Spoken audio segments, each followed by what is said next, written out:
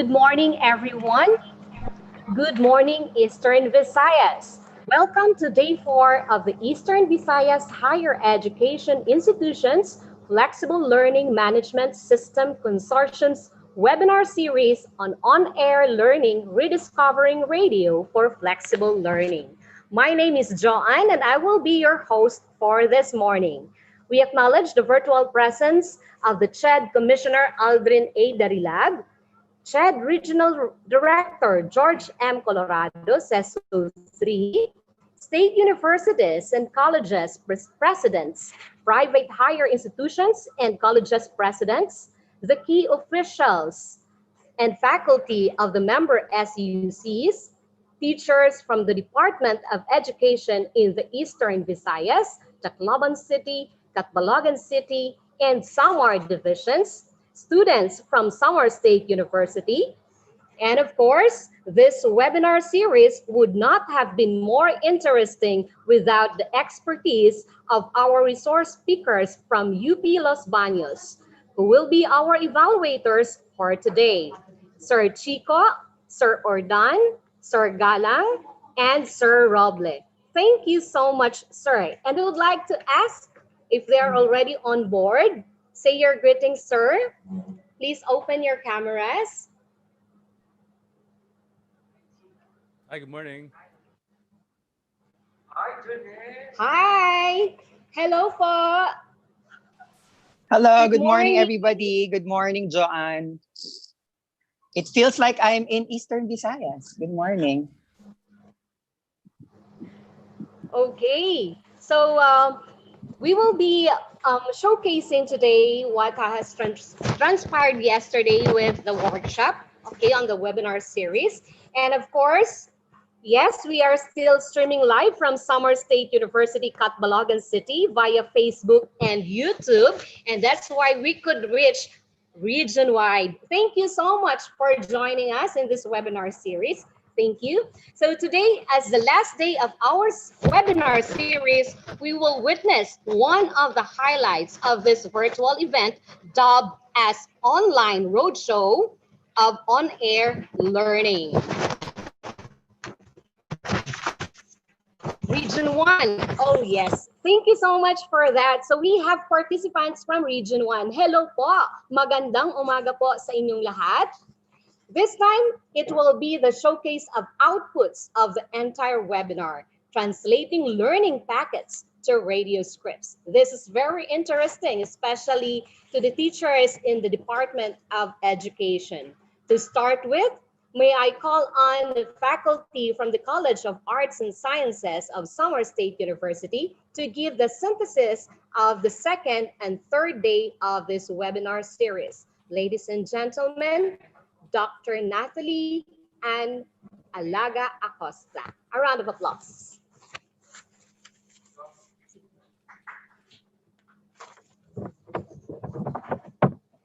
Good morning, everyone.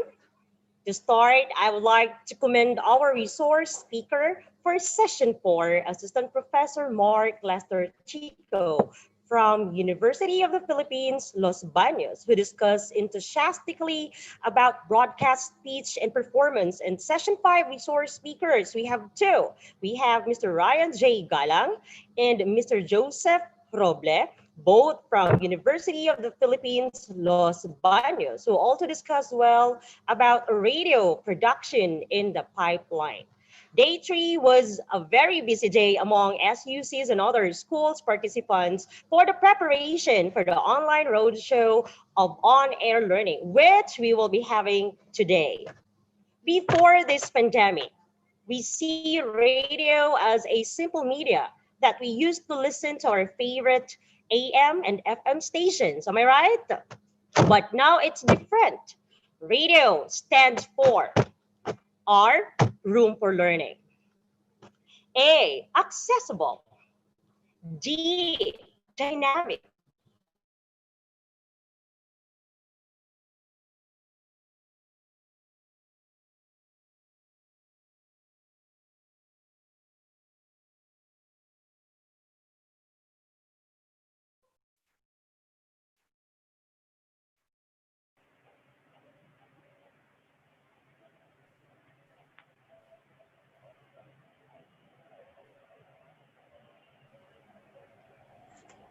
Right.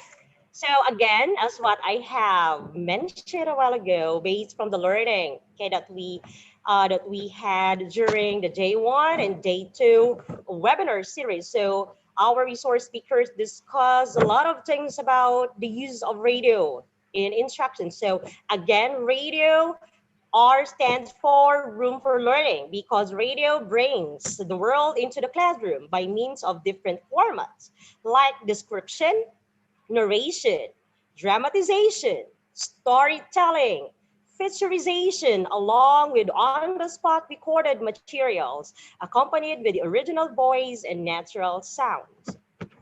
A, that is accessible. So radio covers a very wide geographical area. Even schools teachers, and students. It's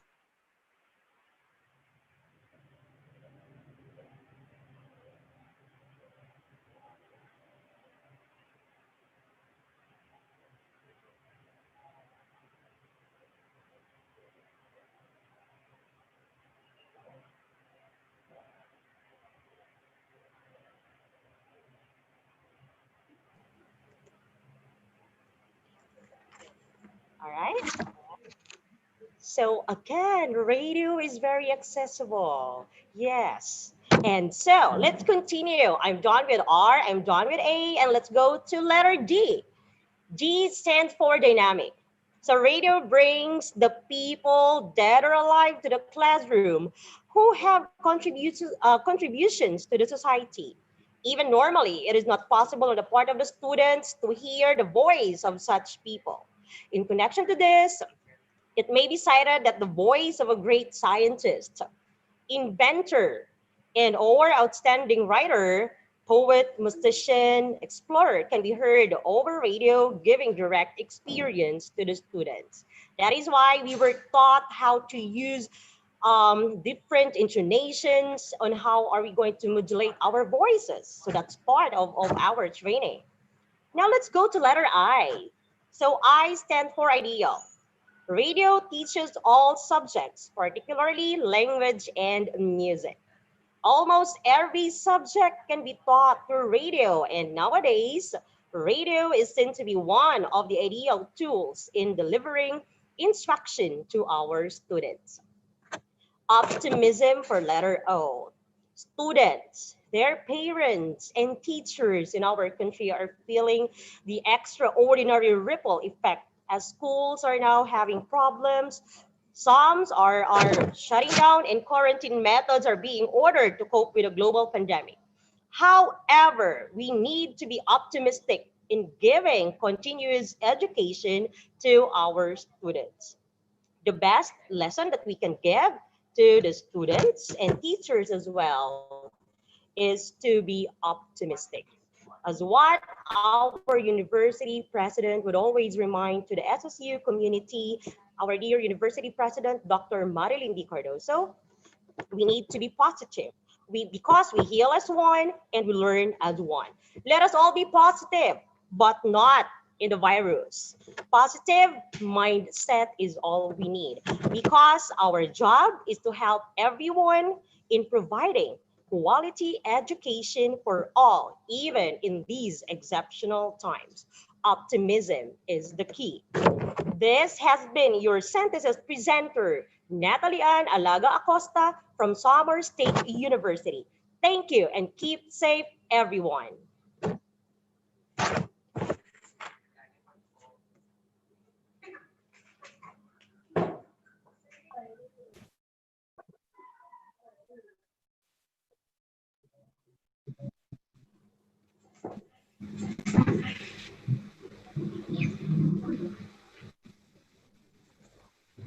Thank you so much, Dr. Natalie Alaga Acosta. We now come to the online roadshow of on-air learning proper. For the information of everyone, the outputs was actually submitted yesterday until midnight, okay, by our participants. And this morning session will be for Biliran and Samar SUCs.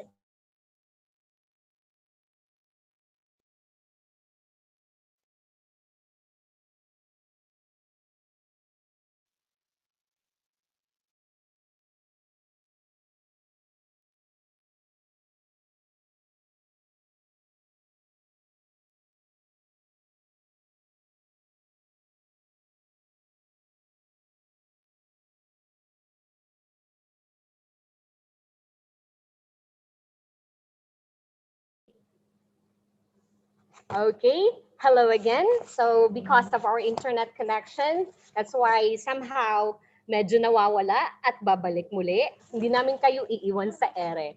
Okay, so with our online roadshow on-air learning proper, the outputs were actually submitted yesterday until midnight.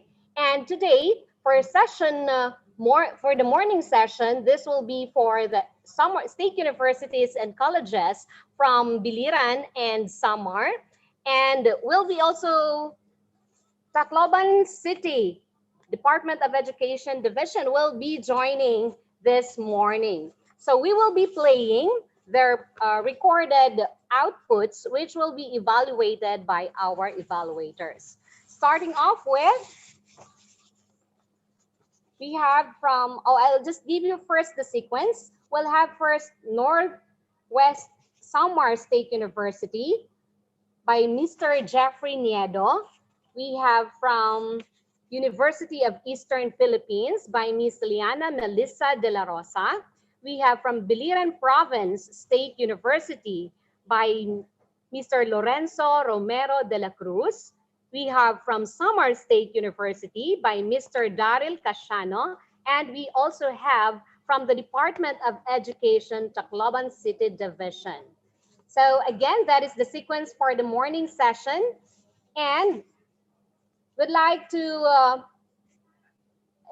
the outputs already ready? Yes, okay. So we have from Northwest State University, Samar State University, we have from Mr. Jeffrey Niedo, presenter number 2.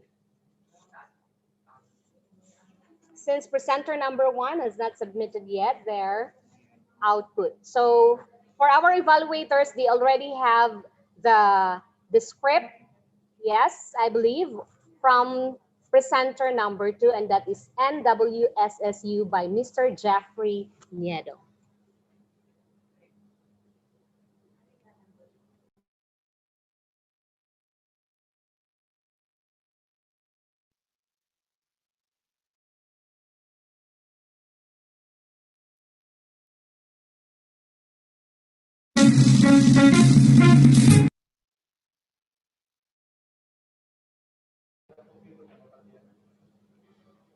All right.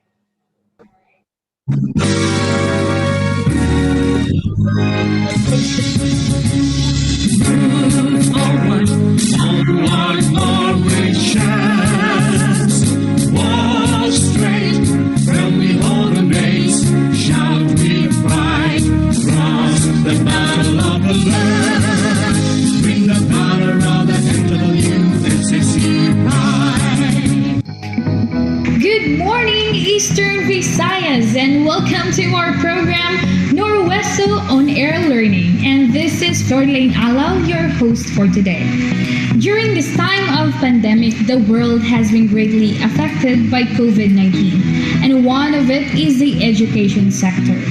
And now, after more than 8 months experiencing the health emergencies, people have been able to live and adapt the situation of the pandemic. Northwest Samar State University able to adapt the learning approaches to be provided to our students. The on-air learning will be used as one of the flexible learning modality. This point in time, we will be able to listen to the topic to be aired in our program in the field of information technology. This time, we will call our faculty from the College of Computing and Information Sciences, who's teaching web design, offered this semester for Bachelor of Science in Information Technology. The topic that he will be discussing today is about the World Wide Web. So let's welcome our radio teacher for today. Good morning, sir, and please introduce yourself. Hello. Good morning, everyone. This is Jeffrey Niedo. It's good to be here and talking on air about our lesson for today. It's so nice that we will be able to use on-air approach so that our students will be able to reach lessons amidst the pandemic. So, sir, welcome. I am happy that you are here. Before starting our class, do we have some instruction to our students? Students who are enrolled in my subjects must prepare a laptop. You can install Notepad++ or simply use the default Notepad in your computer for the lessons activity. Okay, so I hope our students are very prepared for that. Okay, let's start our lesson. To begin with, let's ask Sir Niedo about the overview of the World Wide Web as our topic for today. And sir, may we ask you to give us the objectives of your lesson and what are the expected outcomes whom students might learn after your lesson? Okay, thank you. In web designing, the goal is to create a visual representation that are stunning, almost to a literal point, that makes page visitors stop and stay. Using aesthetically appealing web graphics, styles, and layout, as well as psychological proven principles in business marketing and consumer advertising. Your website design should be armed and ready for the colossal battleground of the advertisers and marketers that is the World Wide Web. The lesson will provide the student knowledge and skills about the web design and techniques. At the end of the lesson, the students can be able to perform or to create simple web design in their respective homes. Okay, that's very informative, sir. And we are excited to hear the entire lesson. At this point, may we have our break first and listen to some friendly COVID reminders.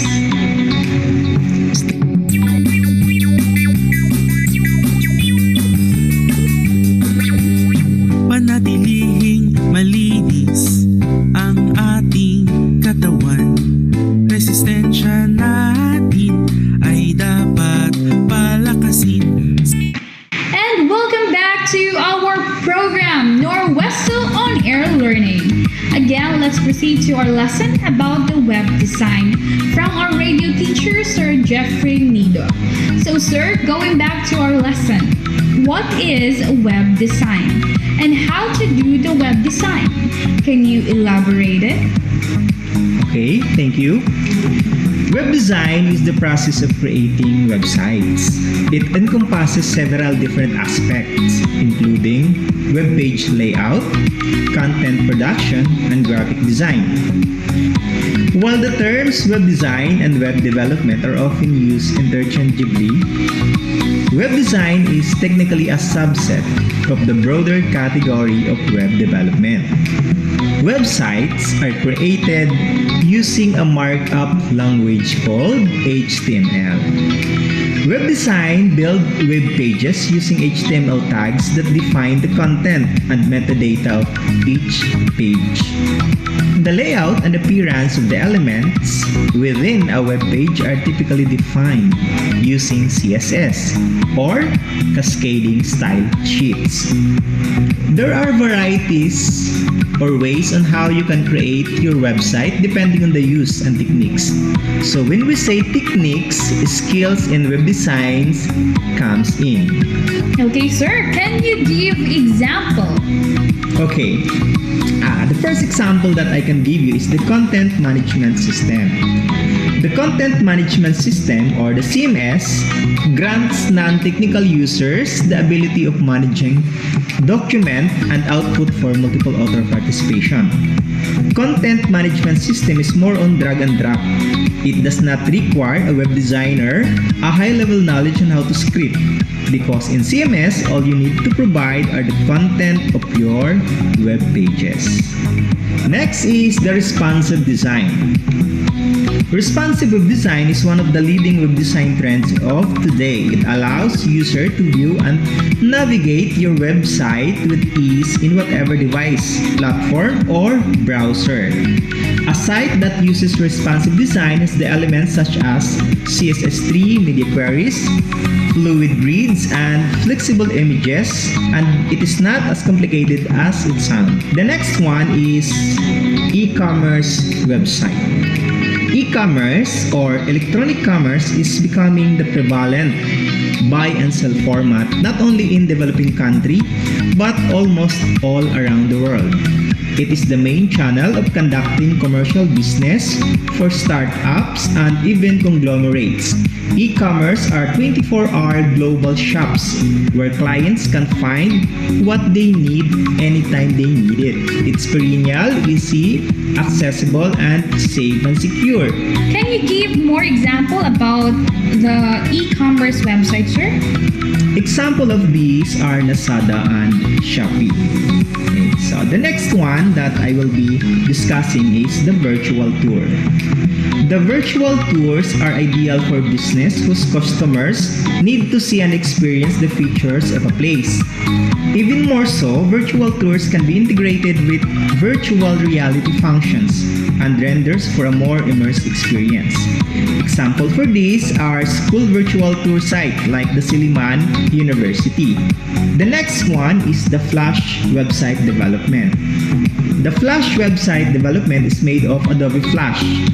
Adobe Flash, that breakthrough in website technology, its flexibility allows eye-catching animation and interactive elements to be used in websites, functions that were not even possible until around early 2000. Example for this one is Y8, where you can play games on web page itself. So those are the different websites that can be created. Okay, sir, so that's very informative, and I guess I hope the students can be able to reach and listen to your discussions about the web design. So right now, let's see how they can perform it while they are at home and while you are instructing them how to do it. So class, go and get your laptop and try to do what our radio teacher will be doing through giving you the instructions on air. So, sir, can you give them already the activity? Yes, of course. We're going to make a simple web page as a start in which you can edit and develop further later on. So, class, are you ready? For your activity today, you are required to create a simple web page that contains all about yourself. If your laptop is on already, open your notepad. Okay, in your notepad, type the following: less than sign. That symbol is next to the letter M in your keyboard and the word HTML, and then greater than symbol without space. Enter 5 times. Type the similar word, but this time put slash symbol after less than symbol before the word HTML to signify that our HTML ends here. Now, inside these HTML tags, type less than sign and the word head, then greater than symbol without space. Now that you have the head tag, type about myself next to the head tag, then close the script like the way you close the HTML bracket by typing less than symbol slash the word head and then greater than. Now after that, press enter and type less than sign, the word body, space, BG color, equals, open quote, pink, and end quote, greater than symbol. Type the word less than symbol, BR, and greater than symbol means line break. Type the information about yourself, and then enter. Less than symbol slash the word body and then greater than symbol. Save it as aboutme.html on your desktop. Open the file about.html in your desktop. Discover error and you can debug it yourself as easy as that. Okay, that's it, and try clicking the file and see the output yourself. Okay, and that's our lesson for today. I hope you learn a lot about our lesson. And I am thanking Sir Jeffrey Nedo for his time sharing his lesson in our program. Sir, would you want to say something before we end our program? I'd like to thank you, Miss Flor, for having me here. And I hope there is another guesting. Thank you very much. Okay, so that ends our lesson for today, and I guess it's very productive since there's a lot of topics being discussed and there are a lot of skills being shared by Sir Nido in conducting web design. So again, that ends our Norweso on-air learning. This has been your host, Flor Delaine Alaw. Until next time. Bye. Goodbye.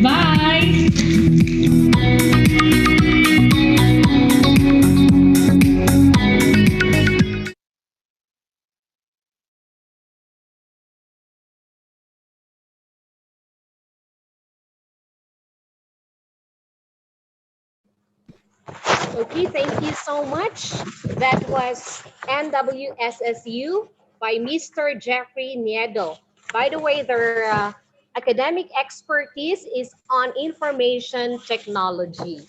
At this juncture, we'd like to call in our evaluators, Assistant Professor Chico, Assistant Professor Galang, and Professor Roble for their evaluation. And of course, the outputs were criteria for the outputs is on script, transformation of lesson into broadcast script, hosts and radio teacher or the voice and performance.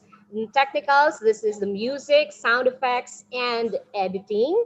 Okay, and now would like to see if they're on board. Oh, so they are already in.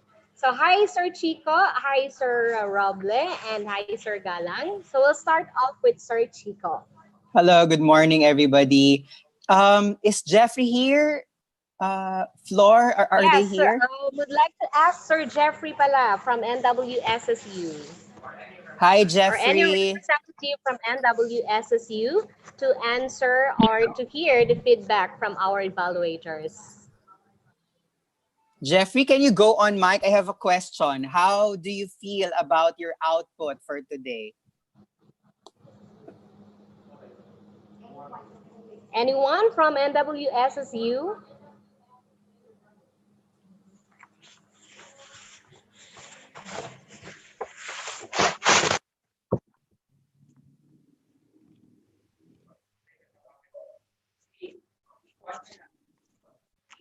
So while waiting for them, allow us to say first that we really appreciate the efforts that our teachers have given into this activity. And what's very important here is that you are looking at using radio, actually using radio in your delivery of instruction.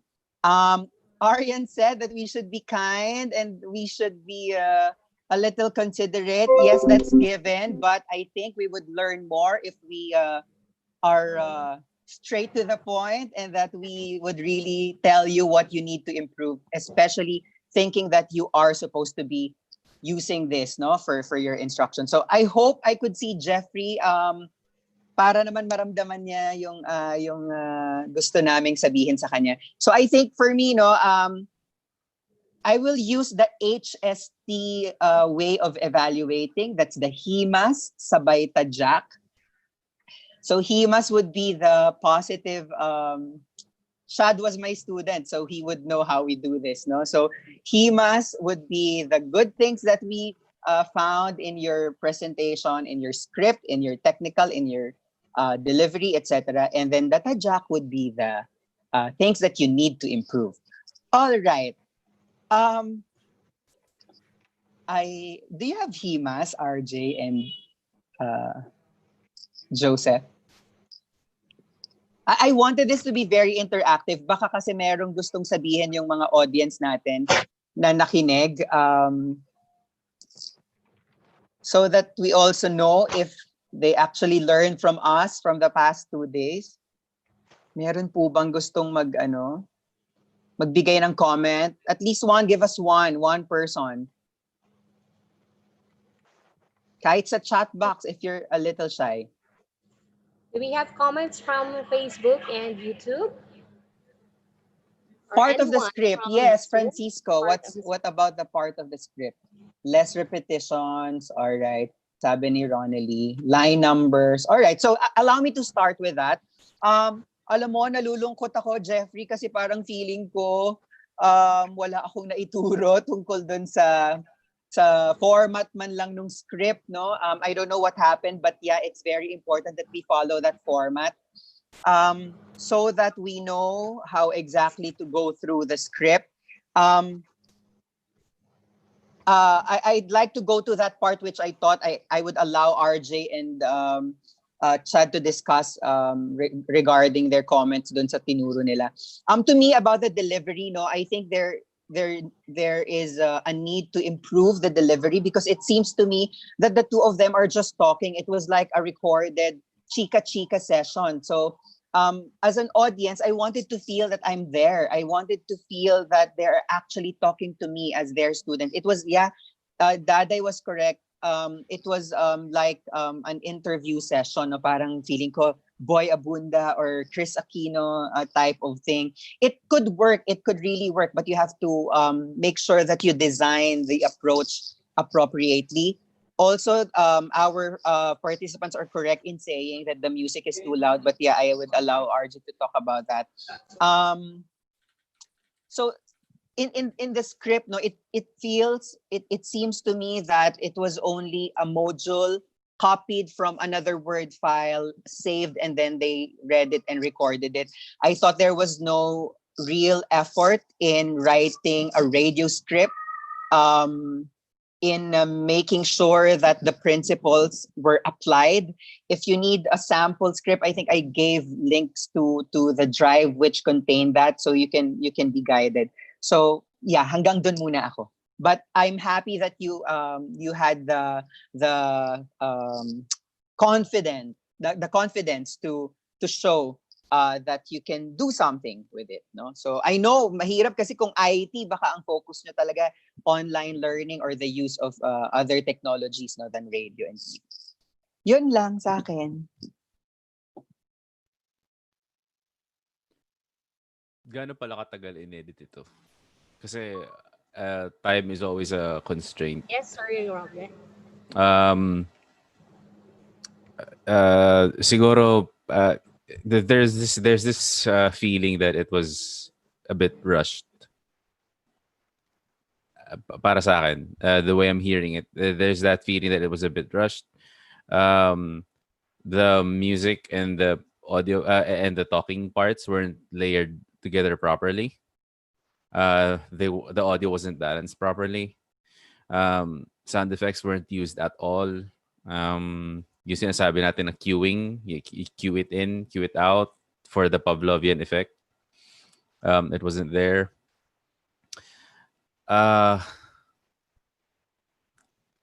But ang consideration ko kasi parati dito is the time. So kaya ko gustong malaman gaano katagal ito in-edit.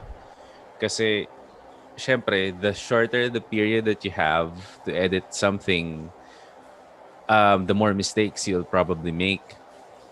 Kaya ganun. Kaya nag-hold back din ako. Kasi yun nga, time is always a constraint. Is always a consideration. Yun. The more time, siguro dito nyo marirealize, especially for the people who produce this, dito nyo marirealize na hindi siya madali gawin. Tapos kailangan mo talagang bigyan ng oras yung editor na gawin yung kailangan niyang gawin dun sa iyong file, dun sa iyong project, dun sa iyong item. So, yeah. Ayun, yun yung sa akin. Jay. Yeah, good morning po. Siguro himas tayo ng konti, no? In terms of delivery, I found the voice of Ma'am Flor very engaging, no? Very light. Kumbaga parang kausap mo lang din siya. Though I don't know kung sino po bang ang learners natin ay anong age ba to or anong year na sa college, no? Parang for me kasi iba kasi pag ang yung sa training sa DepEd kasi ang mga learners natin doon nasa basic ed. So kung tayo ay mga college students na ang tinuturuan, so I guess medyo mas formal yung the way to discuss it yung sa program na parang hindi katulad dun sa mga grade 2, grade 3, grade 4 lang kausap natin. In terms of the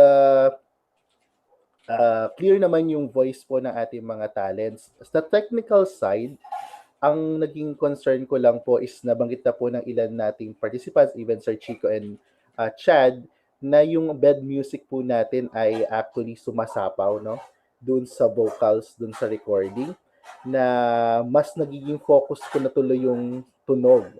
And all throughout the recording or the lesson, radio lesson, naka-bed music po kayo. So parang ako, if I will redo this recording or this radio lesson, siguro yung sa part na nag-discuss si teacher ay wala pong bed music. Instead, I will just use some stingers or sound effects na magpapakita ng transitions or kapag kailangan may break from one part of the lesson to another, dun lang ako mag-music up and under or music up and out. Tapos more on stingers lang ako to emphasize some things do. Kasi ang tinuturo niya is about web development. So imagine ko rin if dun sa part ng student, meron ba silang modules? No, kasi kung nabigyan din sila ng printed modules or electronic modules, may better sa script nakasaad din doon na like for example, if you want to learn more about this, go to page ganito sa module na meron sila. And then okay na sana sa akin yung part na nagkaroon ng parang banter or discussion si radio host and the teacher wherein nag-a-ask si host ng ano ba yung mga example ng ganitong bagay. I just hope na mas siguro better if nag-dwell pa tayo doon to make your discussion more relatable sa mga estudyante, make it more tawag dito, mas mag-engage sila kasi very technical na yung topic, then we're using radio na meron din limitations. So better na mas maghanap tayo ng mga kumbaga side stories dun sa ating very technical subject para sila ay makapag-engage pa more. Okay po, and then actually that's it. So nabanggit na ni Sir Chico, better talaga na yung ating script will follow the radio script format. I don't know if si Ma'am Flor and si Sir Sir Jeffrey, sila rin yung nag-edit nito. So I think we understand na talagang kulang siguro sa time and mas mai-improve pa po natin yan. And binanggit po si Sir Chico, this critiquing is more of helping you out, no, para mas ma-improve po natin yung ating mode of delivery. Yun lang po. Okay, let's vote. Ay, parang Idols Philippines pala. Hindi. So again, okay lang to. It's part of the process of learning. So wag kayong kabahan, Jeff and Flor. We totally understand. Hindi madali na parang after ng 2 days mong training, mai-apply mo siya agad. Alright? So dun sa mga susunod, wag kayong kabahan, magpakita kayo sa amin para naman maramdaman namin kayo. Let's try to make this as interactive as what we have done for the past 2 sessions. Okay? Back to you, Joanne. Thank you, Pa. Thank you to our evaluators. And now we have one presenter on board. So we'll not just follow the sequence, but we'll see who is available on Zoom. Okay, so we'll have first Biliran. Okay, Biliran Province State University. We have Mr. Lorenzo Romero de la Cruz.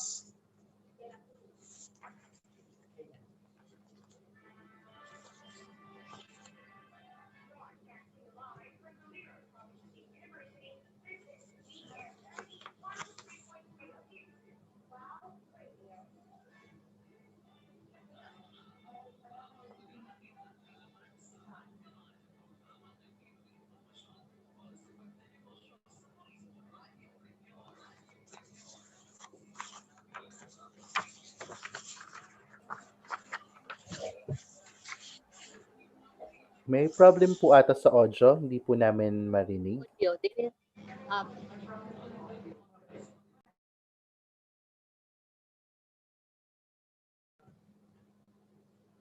for a while po. Broadcasting live from Biliran Province State University, this is DSME 103.3 Bitsu Wow Radio. Narito na ang programang maghahatid ng kaalaman saan ka man. Programang nagbibigay impormasyon tungkol sa pagnenegosyo sa turismo. Radiopreneur. Handog sa inyo ng Biliran Province State University. Mapapakinggan dito lang sa DSME 103.3 Bitsu Wow Radio. Bitsu is everywhere. Magandang umaga sa mga giliw nating taga-subaybay sa 103.3 Bipsu Wow Radio. At syempre, binabati natin ang mga management and entrepreneurship students ng Biliran Province State University. I am Enzo, your teacher broadcaster. Welcome po sa ating programang Radiopreneur, ang programang maghahatid sa inyo ng kaalaman at karunungan hinggil sa pagnenegosyo sa turismo. Our lesson for today is about entrepreneurs at syempre, tatalakayin rin natin ang mga katangian ng isang successful entrepreneur. Before we begin with our lesson, mangyari po lamang na ihanda ang inyong mga sarili. Kumuha ng papel, lapis o ballpen. Pwede rin bumili ka muna na makakain para naman you'll have something to eat while listening. O ayan, ready ka na ba? Let's start na! Usapang negosyo na! Paano nga ba nagkakaroon ng negosyo? Sino-sino ba ang involved sa pagnenegosyo? Aba syempre, kung merong negosyo, merong negosyante, merong entrepreneur. Pero, alam nyo ba kung sino ang mga tinatawag na entrepreneurs o mga negosyante? Kung alam mo ang sagot, please send your answer sa ating hotline na 0905-327-7571. At ang unang 5 may tamang sagot ay makakatanggap ng 100 peso worth of load bawat isa. Sponsored by our BIPSO President Dr. Victor C. Canieso Jr. Kaya what are you waiting for? Text na para may pang-load ka na, may pang-online class ka pa. An entrepreneur is a person who starts a new business or organization taking some personal financial risks to do so. Siya ay pupwedeng isang tao na may magandang trabaho na nag-resign para makapagsimula ng negosyo, gumamit ng personal savings bilang puhunan o magkumbinsi ng mga investors para i-finance ang kanyang business idea. Sa makatwid, entrepreneurs are like those people na hindi takot magmahal, hindi takot mag-invest kahit unsure ang return of investment. In short, it takes a lot of courage to be an entrepreneur. And now, let's talk about the characteristics of entrepreneurs. Paano nga ba maging mananagumpay in the field of entrepreneurship? Ano nga ba ang mga katangian ng isang successful na negosyante? Ngayon ay tatalakayin po natin ang 9 na katangian na dapat taglayin ng isang successful na negosyante. Una, entrepreneurs take what they do seriously. Ibig sabihin, sineseryoso nila ang ginagawa nila. Sila yung mga taong kapag inumpisahan ng isang bagay, tatapusin talaga. Nauunawaan ng mga negosyante na ang tagumpay ng negosyo ay nakasalalay sa kanilang mga balikat. When you start up, whether or not mabayaran ang renta ng pwesto mo ay nakadepende kung paano mo pinapatakbo ang business mo. Dahil dito, lahat ng successful entrepreneurs ay sineseryoso ang lahat ng ginagawa nila para sa negosyo. Just like in love, kapag nanliligaw ka, dapat seryoso, hindi yung nanloloko. O diba? Sana all! Ang pangalawang katangian naman na dapat taglayin ng isang entrepreneur ay dapat entrepreneurs make it all about the customers. We all know na ang customers ang dahilan kung bakit nag-i-exist ang isang business. Kaya mahalaga na satisfied sila sa produkto man o serbisyo na hatid mo. Kasi kapag nagkulang ka, iiwanan ka. According to studies, customers are 4 times more likely to switch to a competitor if they have a customer service concern versus a price or product issue.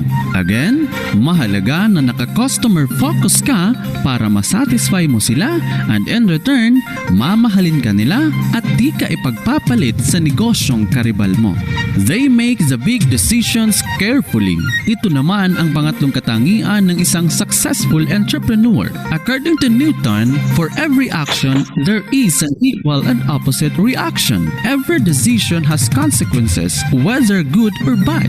Sa paglipas ng panahon, those consequences will shape our reality and tell the story of our lives. Ang mga mahuhusay na negosyante ay pinipili at tinatala ang mga pangmatagalang epekto ng kanilang magiging desisyon while seeking counsel before making major decisions. Sa makatwid, sa negosyo, bawal ang padalos-dalos. Kung merong mga bagay na kailangan ng iyong desisyon, it is highly encouraged that you seek advice from the people around you who are expert in the field of entrepreneurship. At ang pang-apat naman na katangian na dapat meron ng isang entrepreneur ay they are not scared of the road less traveled. Huwag matakot, makibaka. Siyempre, para sa negosyo, following the crowd only leads to where others have been before. Ang mga successful na entrepreneurs ay hindi takot magsimula magsimula ng kanilang sariling negosyo. Hindi takot humarap sa mga panibagong pagsubok ng panahon. Wika nga, ang ilan sa mga pinakamahuhusay na imbensyon at disenyo ay nagmula sa malilikot na isipan ng mga hindi natatakot maiba sa karamihan. Ibig sabihin lamang nito, kung magnenegosyo ka, dapat hindi yung gaya-gaya. Dapat unique, kakaiba pero patok sa masa.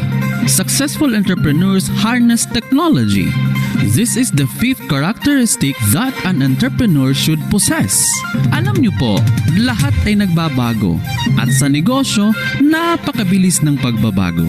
Para sa mas mahusay na serbisyo, kinakailangang updated ang mga entrepreneurs sa mga makabagong teknolohiya at produktong i-offer nila sa kanilang customers. Take for example, live chat. It can make a huge difference in your company's customer service results and overall growth. Change is always there. Change is the only constant thing in life. And all we have to do is to adapt. Pang-anim, successful entrepreneurs invest in themselves. You can't make other people better unless you make yourself better first. Parang sa love, dapat love yourself muna before others, di ba? Ang mga mahuhusay na entrepreneur ay hindi kinakalimutang mag-invest para sa kanilang mga sarili at sa pamilya. This investment may be further education or a well-learned vacation. Sa anumang paraan, ang mga matagumpay na negosyante ay humahanap ng paraan para makapag-recharge at palaguin pa ang kanilang mga sarili. They are constantly learning. Ito naman ang pangpitong katangian ng isang matagumpay na entrepreneur. May mga bagay na hindi mo pa alam at may mga bagay rin nakakadiskubre pa lang. Both are essential for entrepreneurs. Hindi ka pwedeng magnegosyo sa mga bagay na wala kang alam at hindi mo rin magawang i-improve ang mga produkto at serbisyo gamit ang makalumang pamamaraan. Entrepreneurs are always on the prowl to learn more about what they do and what the competition is working on. Kailangan always updated para hindi mapag-iwanan at syempre para hindi ka iiwan ng mga customers mo. They are not afraid of risks. Ito ang pangwalong katangian ng isang mahusay na entrepreneur. The best things in life are often found on the other side of a worthwhile risk. In that way, the best business you can build may be found on the other side of possible failure. Mga kapatid, ang pagninegosyo ay may kaakibat na peligro. Kaya para maiwasan ang mga peligrong ito, dapat ay calculated mo ang mga ito. Nang sa gayon, ay alam mo kung paano ka mag-respond kung sagaling magkaaberya ang negosyo mo. Huwag matakot na sumuong sa peligro kung alam mo naman na makakaya mo ito. At dulot naman ito ay ikatatagumpay mo, ikatatagumpay ng negosyo mo. Ang isang mahusay na entrepreneur ay hindi basta-basta sumusuko. Wika nga, pag nadapa ka, bangon lang. Bangon para sa katagumpayan ng iyong negosyo. Bago po tayo magtapos, recap po muna tayo. Here are the characteristics na dapat taglayin para ikaw ay maging isang successful na entrepreneur. Una, dapat seryoso. Pangalawa, inuuna ang customer. Pangatlo, make the big decisions carefully. Pang-apat, do not be scared of the road less traveled. Pang-lima, harness technology. Pang-anim, invest for yourself. Pang-pito, learn constantly. At ang huli, do not be afraid of risks. Sa puntong ito, kausapin natin sa telepono si Estelito ng BSHM 1A. Hello? Hello, maayong buntag Estelito. May buntag po, sir. Kumusta man ka Estelito? Kumusta man ang inyong sitwasyon diha? Okay kayo, sir. Hadlok gyapon sa COVID. Have you listened to our discussion on air? Yes po, nag-take note po ako. Talaga? Sige nga, subukan natin. Unang tanong, how do you describe an entrepreneur? Nalya po, entrepreneurs are like those people na hindi takot magmahal. Hindi takot mag-invest po kahit unsure and return of investment. In short po, it takes a lot of courage to be an entrepreneur. Tama po ba? Ba, kopyang-kopya. Bilib rin naman ako sa listening and writing skills mo. Kasi po, mabilis po ako makarelate, sir. Kasi po, may maganda kayong example, yung hugot nyo po. Kaya mabilis ko naintindihan agad yung topic nyo. Okay, sige. Makukuha mo na ang premyo. Antayin mo lang ha. Salamat po. Dr. Canyeso. Sa Estelito ng BSHM 1A. Maraming salamat sa iyong pakikinig, Mr. Estelito ng BSHM 1A. Mga kapatid, dito po pansamantalang nagtatapos ang ating programa. Naway marami kayong natutunan sa ating talakayan. For comments and suggestions, you may text 0905-327-7571. Magkarinigan muli tayo sa susunod na episode ng ating programa kung saan ay tatalakayin naman natin ang tungkol sa mga kontribusyon ng mga entrepreneur sa ating ekonomiya. At syempre, magkakaroon din tayo ng Q&A. Kaya mga students, do an advanced study ha para may masagot at may matanggap na premyo. Sa ngalan ng buong puwersa ng Biliran Province State University, I am Enzo, your teacher broadcaster. Maraming salamat po sa inyong pakikinig. Muli, ito po ang Radiopreneur na papakinggan dito lamang sa DSME 103.3 Bipso Wow Radio. Just keep your ears on the radio. Okay, thank you so much. That was Biliran Province State University on their academic expertise on management, hotel, and restaurant management. They would like to hear now from our evaluators. All right, I guess I'll go first. I agree with the comments here, no? The delivery is really great. Pero however, meron yatang ibang medyo nabibilisan. So, ano kasi yan eh. Depende talaga sa participant o sa nakikinig. Pero for me, I thought that it was really great. I thought na, ako personally, nakakasabay naman ako. So, yeah, congrats for that, sir. Napakagandang delivery, napakagandang modulation. So, yun yung ating himas. Para naman sa ating tadyak, I think this is a common mistake para sa mga first-time na writers, yung numbers ng ating script, yung line numbers ng ating script. It's really crucial, especially for yung technical calls. Pagka meron tayong i-edit, ang hirap mag-monitor pagka ganito.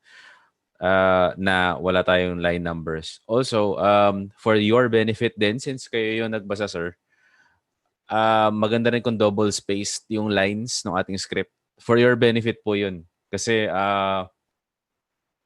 yes, sir.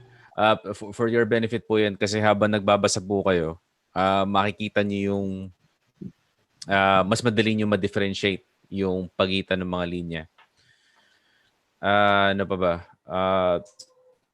I guess yung audio balancing ulit. There is also another issue about yung background music. I'm also seeing some comments about yung sa background music. Siguro for everyone's benefit na rin, ano? When you are balancing yung audio nyo, sometimes may makikita kayong metro dun sa gilid, like yung audio view meter. Ideally, yung background music mo is just 1/3 of yung palo nung voice. So that's just another tip from me.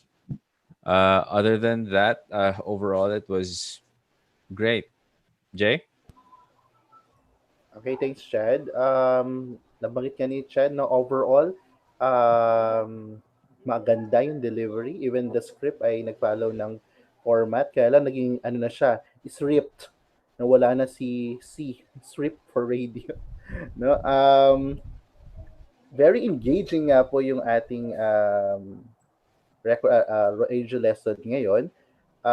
Maganda rin yung transitions, no, from a very technical topic na ginamit siya ng mga popular terms na relatable po, no, para maging conversational in a way yung ating lesson. Comment lang natin, I agree, medyo mabilis po yung delivery. If I will listen to it like a podcast or a standalone lesson, lalagyan ko ng video, that would be great kasi nakakasabay ako. Pero hindi kasi tayo pwede mag-assume, no? Another hugot. Di pwedeng assuming na lahat ng listeners natin ay makakahabol, no? Kaya that's why yung phrasing natin medyo we need to improve.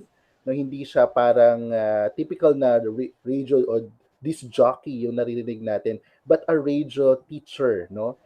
Dapat ganun pa rin yung ating ipo-portray na identity. In terms of music, I suggest lang po na meron kang separate music. If you want to have a bed music sa iyong lecture part, ako kasi ang preference ko, wala na sanang bed music. More on stingers lang siguro, or from one topic to another, meron akong transition music. Pero kung gusto mo po talaga meron kang bed music for your lecture part, ibahin mo yung para sa intro and sa closing mo, yung mga intro and extra part mo na part ng radio lesson, iba yung para sa lesson proper, no? Para merong magandang translation. In terms of sa pagtimpla ng audio, I mean, sakit ko rin to minsan pag nagre-recording ako, medyo manipis siya and mataas, masyadong matreble for me. Kaya yung sibilants, yung mga S, medyo, kasi mataas na yung, ano nun medyo masakit po sa tenga yon, no? Yung matinis na part, and medyo ma-echo o ma-reverb. I don't know if it is caused by your recording talaga or naglagay kayo ng reverb or ng onting echo. I suggest kasi medyo flat lang talaga, as in the raw voice lang po muna. And okay po ang hugot, no? Lahat po tayo siguro natuwa doon. Pero sa akin po medyo let's use it interchangeably, kasi baka mamaya ang ma-retain sa learners natin ay yung hugot at hindi yung mismong lesson. At maging maingat dahil yung mga listeners po natin ay some of them we use words na mag-ingat din tayo kasi baka yung may mga sensitive sa mga ganung bagay. So ingat lang din po sa mga hugot. And yun lang, Sir Chico. Maraming salamat, RJ. Wag po kayo magtaka kapag mamaya may makita kayong bata sa likod ko because my kids are here. Enzo, I can see you here. Kumusta ka?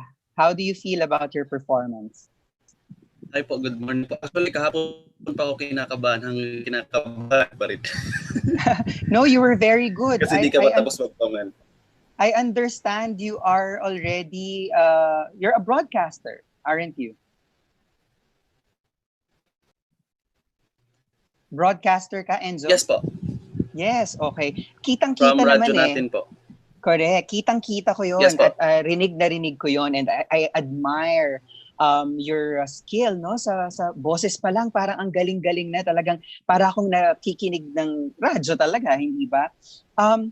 Tapos, gusto ko yung karakter mo, yung energy mo nandun, yung, kumbaga, tama sila, yung mga audience mo na nakakonekta agad kami because you were a natural charm, no, on radio. So, kitang-kita yon. But now I will move to the technical part of it. I understand that perhaps in your own radio station, this is the way you write scripts. Is that correct?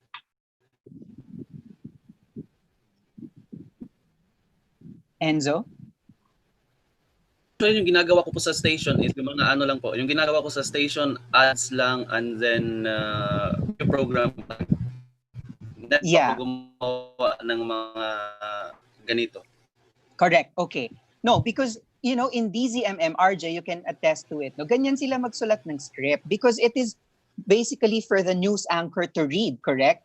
They do not really, I'm not sure how they use their production script. Feeling ko wala sila masyadong production script, no? So in all caps talaga, etc. But again, this goes to everybody, no? We had a training so that we could learn the principles and try to apply this in what we're going to do in the Roadshow. And I think the important thing to do here is to unlearn what we have learned in the past or what we already know and try to learn new things based on the things that we have shared with you. But format is okay. I mean, you know, if you're comfortable reading an all caps thing, then that's fine. Although if you would remember, we said that the all caps is reserved for instructions, for technicals, no, for the biz lines, etc. If you try to read the script, it's kind of difficult to read because it's in all caps, no? And syempre, meron na rin tayong na-associate na feelings dyan na parang galit na galit or tuloy-tuloy. But because Enzo is the one who wrote the script and he knows it well, in fact, when you go through the script and compare it with the audio, meron na siyang mga ibang insertions, which is also good, no? Yung pag-a-adlib natin. All right. But one thing that I'd like to highlight here is that iba ang newscast, iba ang radio hosting sa isang educational broadcast hosting or serving as a radio teacher. I admire the way that Enzo has connected to us. Grabe talaga. I mean, ako natutok ako parang my cam was on so that you could see the reaction, parang reaction video sa YouTube, di ba? I'm in love with the voice. I'm in love with the character. But again, did I learn? Did I actually get the 6 or 7 about entrepreneurs? I cannot say totally yes. But yeah, may nare-remember ako na yung load less traveled, invest for yourself, etc. But in terms of the technical part of the lesson, will I be able to repeat that after listening? Might not be. And even in the planted, I guess that's planted, Enzo, no? Yung color. Yeah, that's part of the script.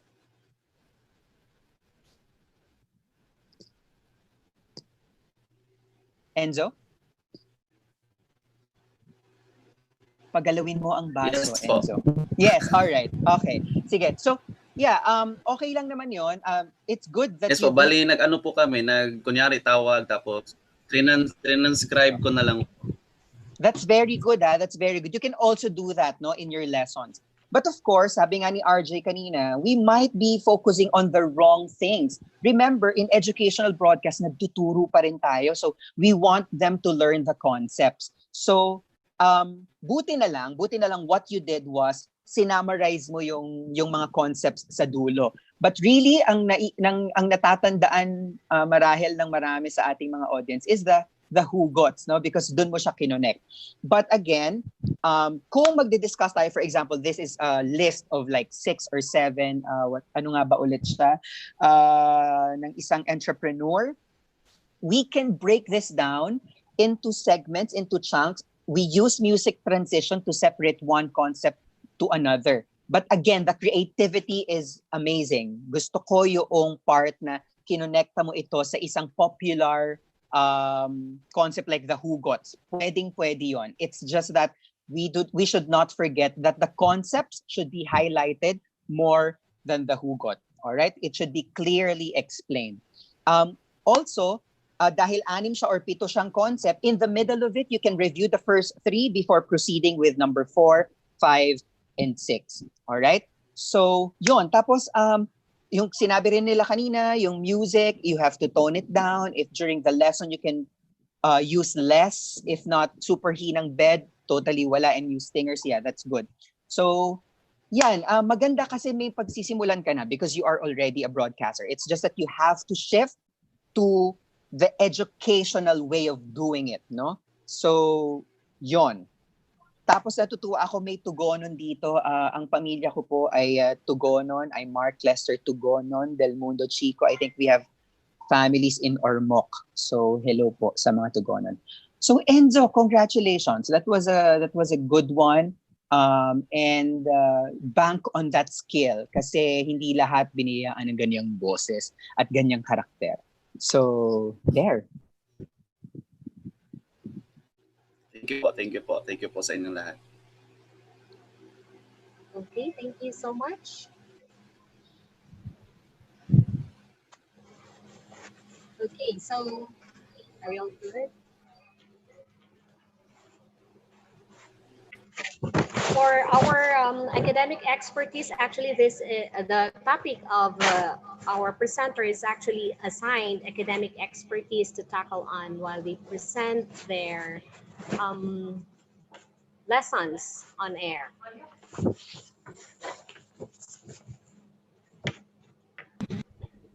Okay, so now we will proceed. Shall we check if we have the representative from the University of Eastern Philippines, Mary Day Florano. Okay, so next is the University of the Eastern Philippines with their academic expertise on nursing.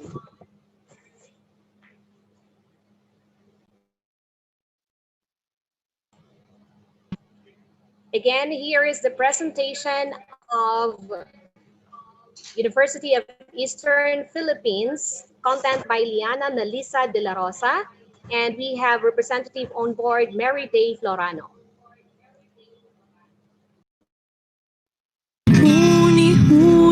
atin ang pakinggan. May mga aral na iyong matututunan. Iba't ibang ideya ating malalaman.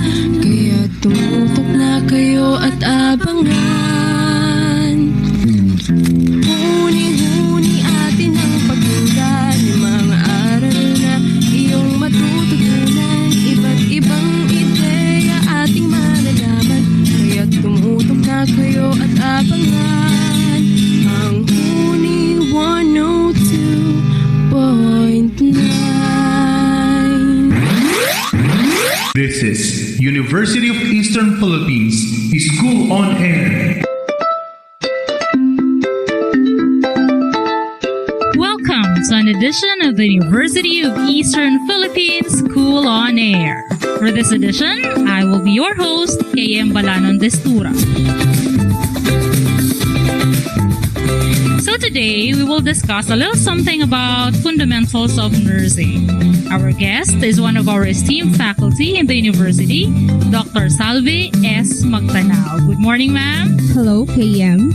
So, what could be a good start then to introduce the course to our freshmen? Could you share to us a prologue to the program?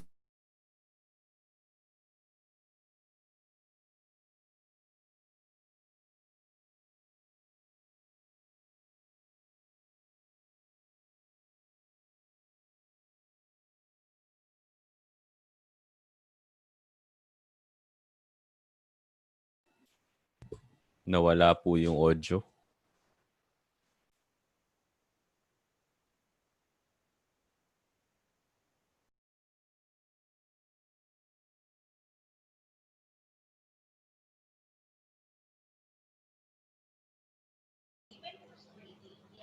Audio.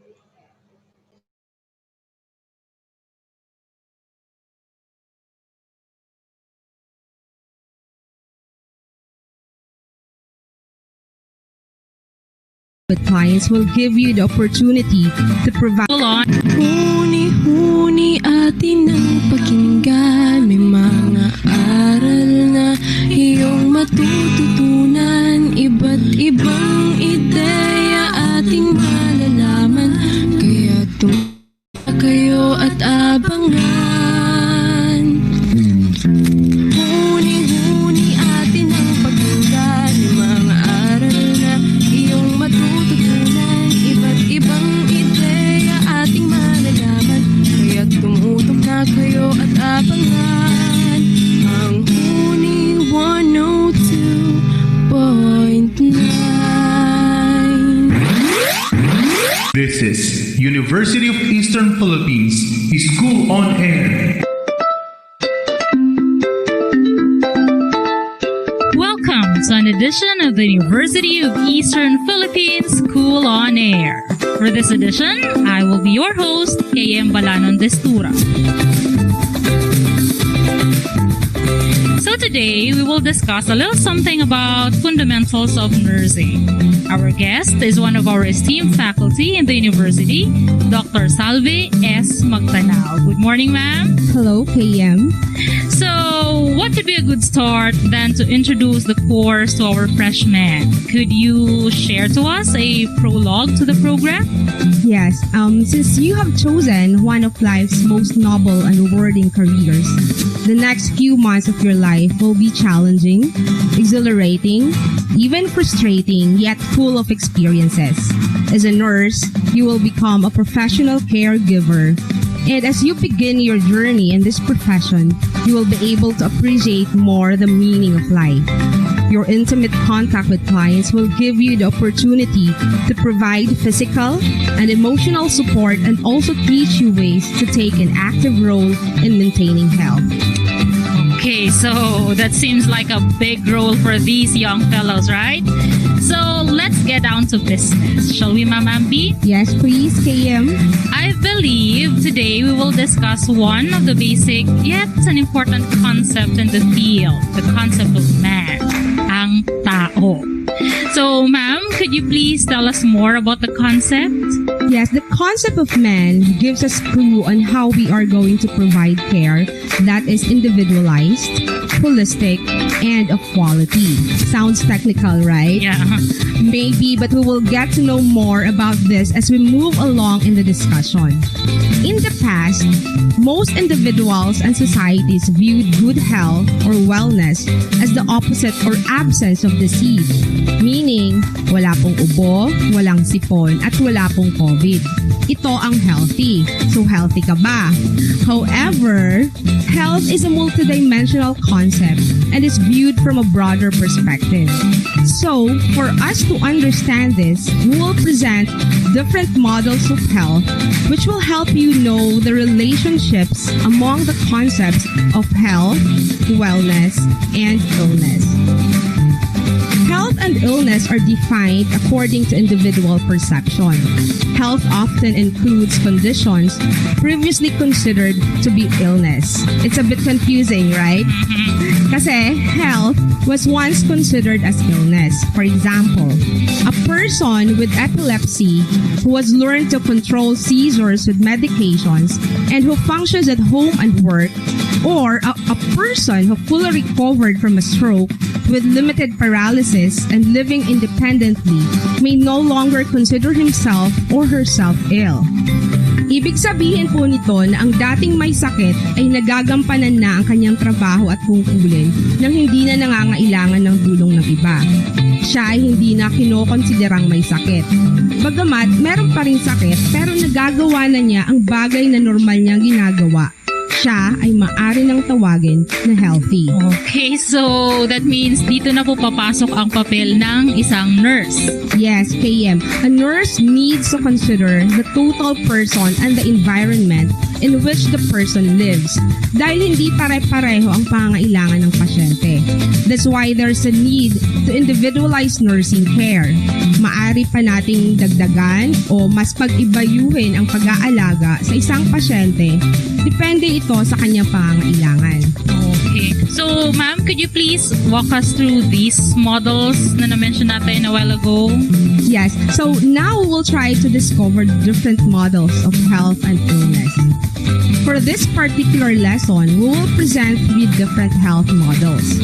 Ang una po ay ang health belief model ni Rosentos 1974 at Becker at Maimans 1975. This model addresses the relationship between a person's beliefs and behaviors.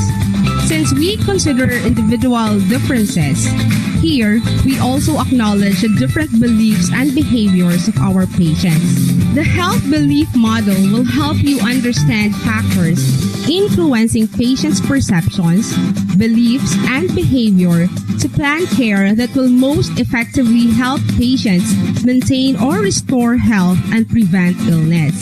Halimbawa po, ang isang pasyente ay mayroong magulang at mga kapatid na may sakit sa puso at sa kasamaang palad, ang kanyang mga magulang at 2 kapatid ay namatay dahil sa sakit sa puso. Ang pasyente ngayon ay magkakaroon na ng ideya na siya ay maaaring magkaroon ng ganitong sakit. The patient, knowing this condition, he now has a perception as to the seriousness of the disease, and this may affect the way he takes care of himself. So based on the familial link for coronary heart disease, the patient should receive care relative to his medical condition. The second health model is health promotional model. This is authored by Pender 1982. Who defined health as a positive, dynamic state, not merely the absence of disease. That health doesn't only mean physical well-being, but the general health state of an individual. Kasama po dito ang physical, mental, emotional, at psychological at iba pa. Tinutukoy nito ang pagkabuang kalusugan ng isang tao. Health promotion is directed at increasing a patient's level of general well-being. Here, we promote healthy lifestyle by encouraging activities tailored to individuals' ability, which includes being responsible for one's own health, using stress management strategies, focusing on self-care abilities, and practicing relaxation exercises. And lastly is Maslow's hierarchy of needs. This talks about the basic human needs as elements that are necessary for human survival and health. What are these basic needs? So we have food, clothing, and shelter. Ito ay dahil po ang mga basic human needs o pangunahing pangangailangan ay dapat na matugunan muna bago pa man ang iba pang pangangailangan. Halimbawa po, kailangan ng isang tao na merong matirhan at makain bago pa man ito maghanap ng pagmamahal at pag-aaruga. Diba, KM? Right. And although each person has unique needs, everyone shares the same basic human needs. And the extent to which people meet their basic needs is a major factor in determining their level of health. Kaya kung mapapansin po natin, may mga taong ipinagpapaliban ang mga pangangailangang medikal para matustusan muna ang pangunahing pangangailangan. So that means, ma'am, it's safe to note that there really is no one kind of nursing care, and that it is important to know the patient's individual needs for us to be able to deliver the best kind of service, right, ma'am? Exactly. You're right. Okay, so could we have some final words for our students? Yes, for our students, this session offered our students a perspective in understanding the relationships among the concepts of health, wellness, and illness, and the factors and issues affecting health and illness. Here, we also emphasize the level of healthcare delivery system to determine the most effective nursing interventions based on the types and levels of care. This further led you to discover what nursing is as a profession, as science, and as an art. Surely you will become more interested to grasp new ideas as we move on with more sessions which will provide you a solid foundation on which you can build technical and interpersonal expertise. Okay, so to our future nurses, be reminded that nursing is a remarkable, challenging, and gratifying endeavor. This needs the powerful integration of broad knowledge, technical expertise, and humanistic care. So, be knowledgeable, master the technical expertise, and practice humanistic care. Muli, maraming salamat, Ma'am Ambi. My pleasure, KM. At sa ating mga tagapakinig, hanggang sa muli, this has been your host, KM Balanon Destura. Until the next one.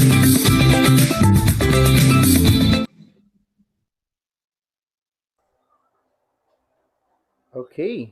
So ako muna daw ang mag-evaluate. Sige po. In general, no, dun muna tayo sa, ito yung mula from anong school po ito?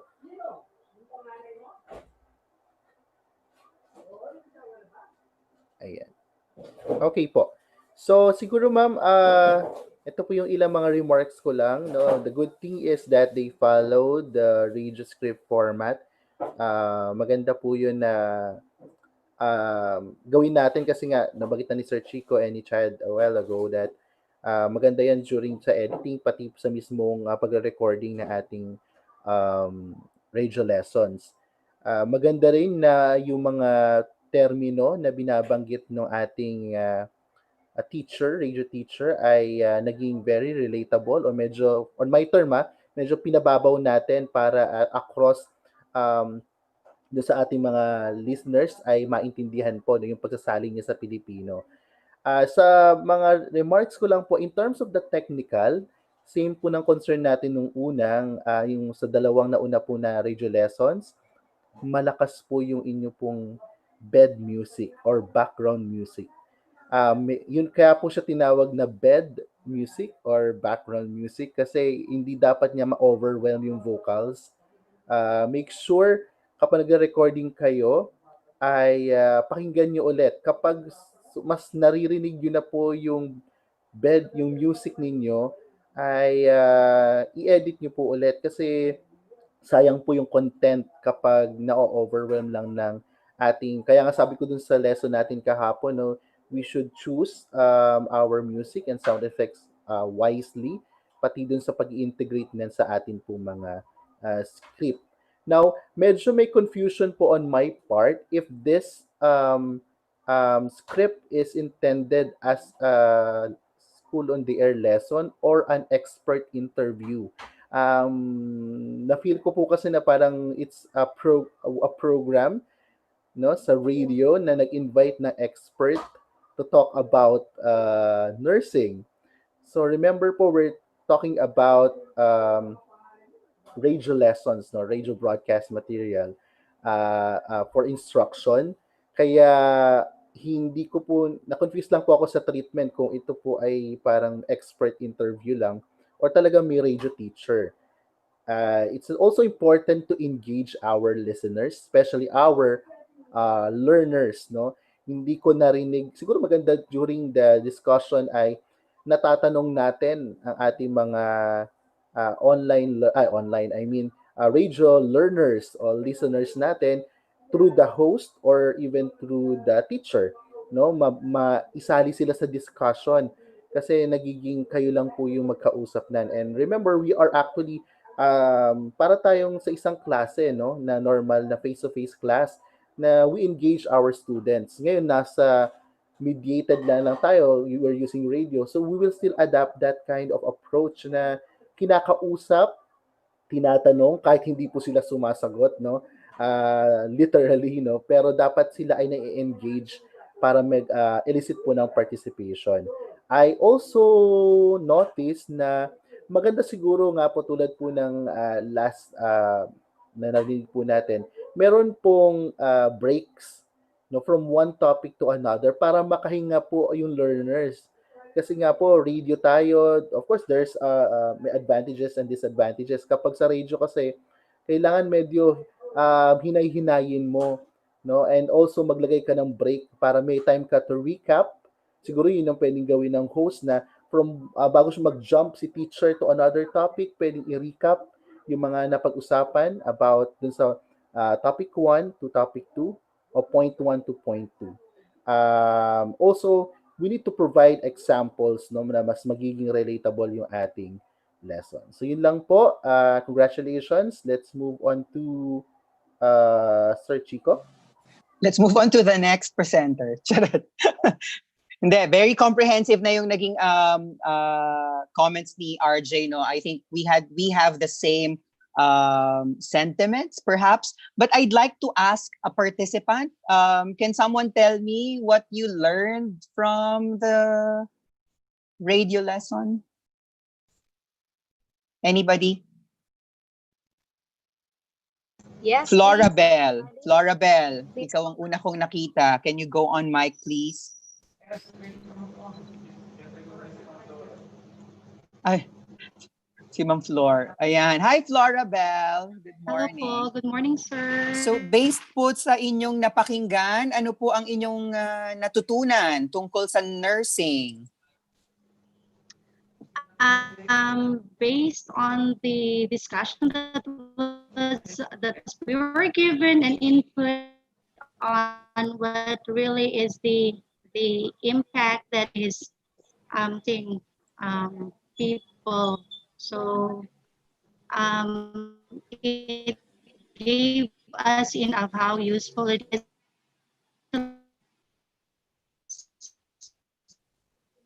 So okay. Actually, the presentation was also commendable because it made clear to people, especially for those who will be listening via. Mm-hmm. Medyo hindi clear sa akin, no, napuputol. I'm not sure if it's my connection or if it's Flor's. Thank you, Flora Bell, for your comment. Thank you, Paul. Laika, I can see you here. Can you tell me what you learned from the broadcast?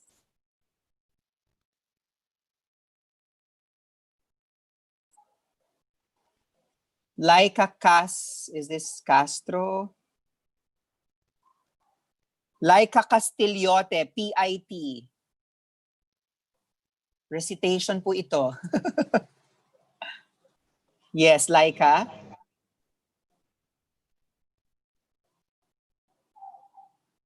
Nagluluto na yata si Laika. Laika, are you there?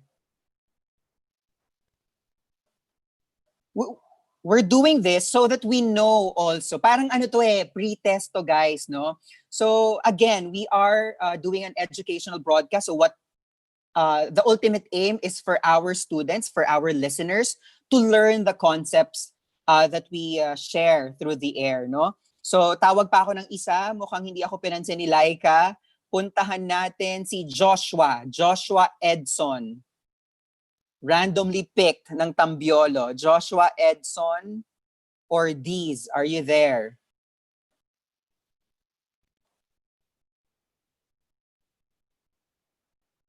Joshua? O wala bang maglalakas ng, baka naman ginagawa nyo kaming background, nagluluto na kayo dyan ha. Joshua? Joshua? Are you there? Carmen, ikaw na lang, Carmen Lim. Carmen Lim? Pag hindi sumagot po, walang certificate. Sige kayo. Kayo ha, pumupunta lang kayo kapag attendance na. Carmen, are you there? Okay, from Carmen from Catalogan City Division. Carmen, takbo. Dali, wag ka muna maghugas ng pinggan. Balik sa computer. O anyway, habang wala sila, kita nyo na, hindi kayo nakikinig. Hindi kayo nakatutok. But anyway, tama ang sinabi ni RJ, I admire that you followed the script. Tingnan nyo yung difference ng isang script na maayos yung pagkakasulat. Kita mo yung difference ng instructions for the technical, for the editor, at doon sa mga dapat banggitin. So that's a very good point. I also like that they owned it a bit. So merong yung sarili nilang flavor. Again, the use of music, it's too overpowering, natatabunan yung host. I'll highlight the fact that you did an interview approach for this.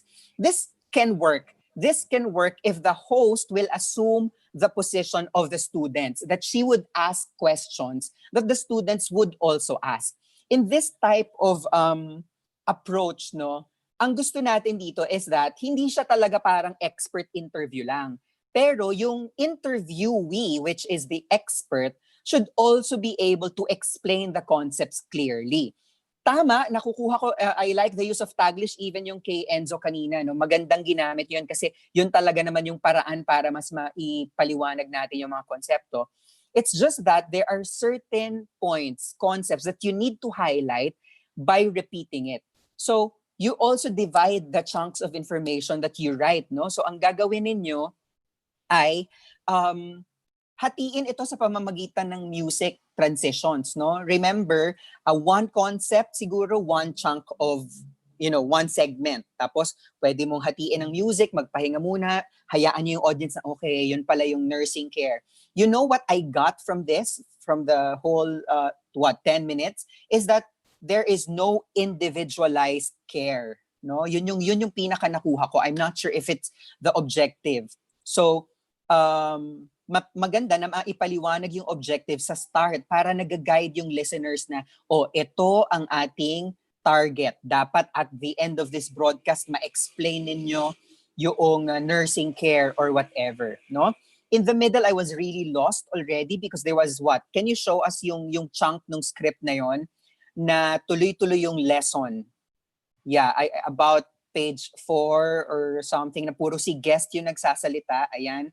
Look at that, So, pag nakikita nyo sa script na hindi na siya na-divide ng music at all, kasi ginawa nyo na talagang kama at nahiga na kayo sa bed music na may mga unan pa kayo sa ibabaw kasi natatabunan na kayo, yun yung nangyayari. So, you divide that. So, if you have like lessons that you need to enumerate, divide that into chunks. So, kung tatlo yan, tatlong may music. Ayan, so, let's stop there, page 5. So, may Maslow's ka, meron taas pa natin. So may Maslow's ka, taas pa natin, page 5, taas. So yung other concepts than that, yung health promotional model, so pwede mo siyang hatiin ng ganon. Okay? So, and kagaya rin nung sinabi ni RJ, did you talk to your audience or did you talk to the host? Did the host assume the role of the students who would really ask questions? So again, parang kami yung naging nasa background, kaming listeners, kaming audience. Kasi like if you are the teacher, you are talking to them, They are not just there listening to you. All right? So there. Chad. Ay, na-cover niyo na lahat eh. I really got nothing more to add. Sa technical aspect, na pag-usapan na rin. So, content-wise, nasabi mo na rin yung mga dapat masabi. So, yeah, I mean, it's the same issues over and over again. And as you can see, these really are some beginner mistakes. Proper layering, giving yourself and the editor time to do what they have to do. A lot of people think kasi na the editing part is just them clicking and dragging dun sa mouse.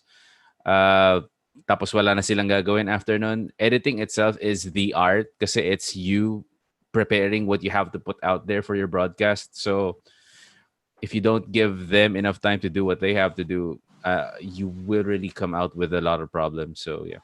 Chad, if you were to edit this, like maybe we can give a tip on how to make it a little colorful kasi they used lang one background music all throughout. So what would be your advice?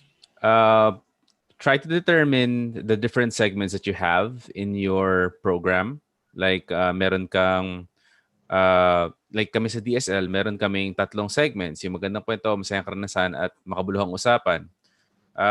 If I am going to turn that into a radio program, iba yung background music nung segment 1, iba yung background music ng segment 2, iba yung background music ng segment 3 with stingers in between to signify yung start and yung end of each segment. Like, for example, I'm going to be using the same sound effect or the same stinger for segment 1 at the start and for segment 1 at the end.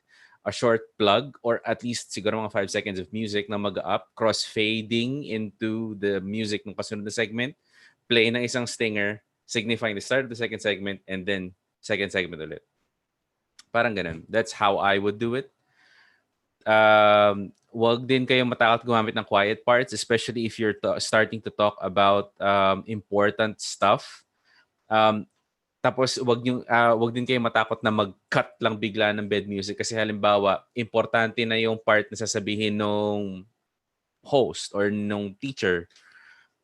Instant cut, that will grab people's attention kasi parang may nawala. Tapos salita si host at si teacher nung importante na kailangan talaga nilang malaman and then saka mo siya ulit ibabalik yung bed music. Parang ganun. Everything that's in front of you, sound effects, bed music, your voice, pwede siya lahat magamit to your benefit. Nasa sayo na yan kung gaano ka creative sa paggamit sa mga ito. They are your friends. Sound effects, stingers, bed music, they're your friends. They're your tools. Use them wisely.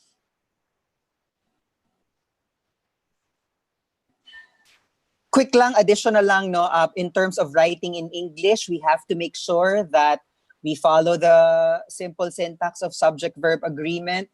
So, yung mga one of the, plural dapat yung kasunod, she sees, or whatever. So, yung mga ganon, little details. All right, thank you.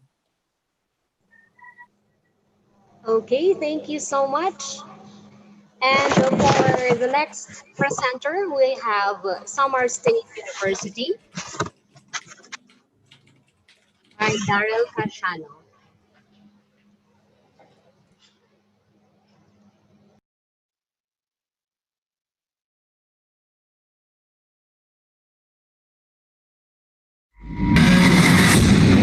Samar State University. Building a culture of excellence. Your lead partner in molding you to become competent and valued-oriented professionals, molding you with the core values of leadership, excellence, discipline, and service. Because in Samar State University, we innovate, we build, we serve.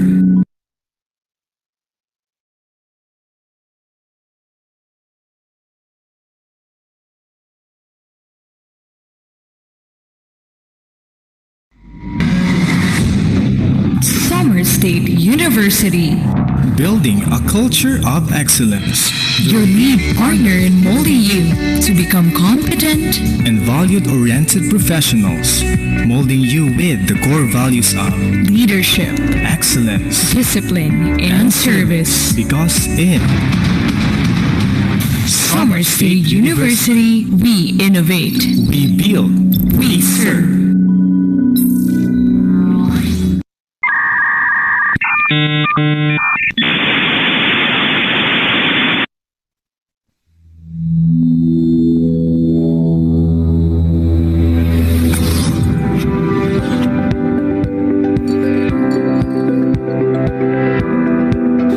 This radio-based instruction is brought to you by Samar State University, 102.9 University Radio, ang iyong kaupod na pag-uswag. Because in SSU, we innovate, we build, we serve.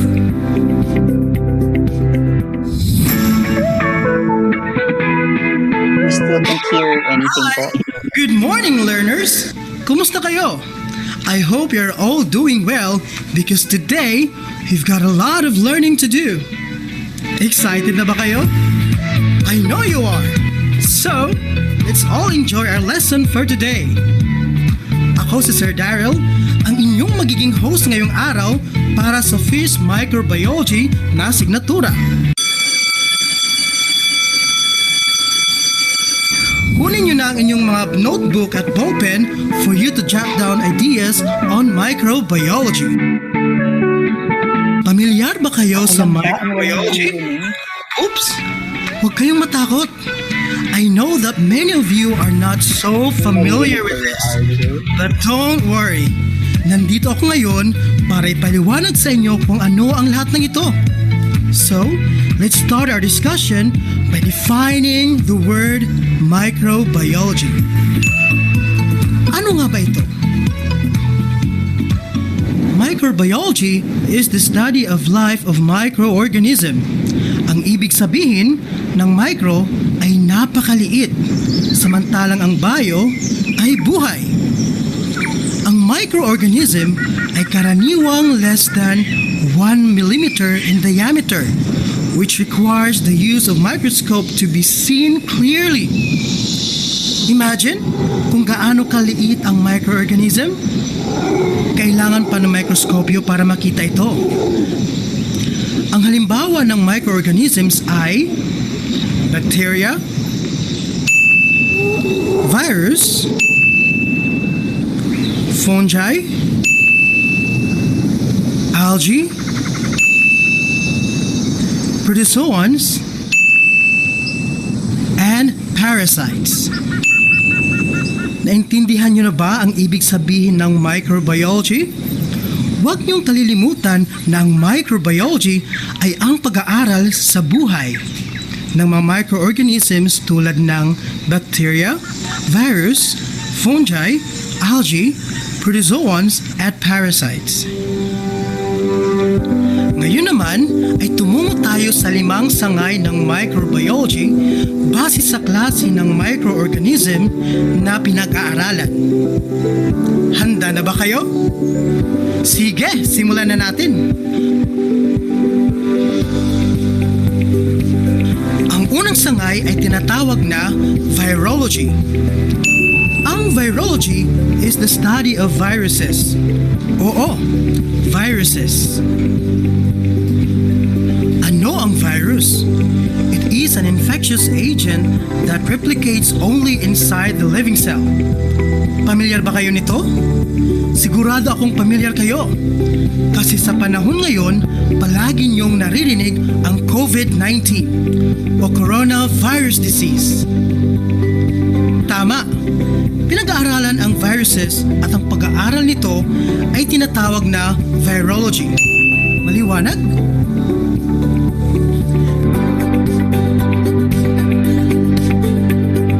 Very good. Now, let's go to the second branch of microbiology. It is called bacteriology. Ano naman ito? This is the study of bacteria. Tama! Bacteria. Bacteria are microscopic organisms that are not visible to the naked eye. Kaya tayo palaging naghuhugas ng ating mga kamay, lalo na kung ito'y masyado ng madumi para mamatay ang mga bad bacteria na posibleng kumapit dito. Tama! Tulad ng virus, pinag-aaralan din ang bacteria at ang pag-aaral dito ay tinatawag ulit na bacteriology.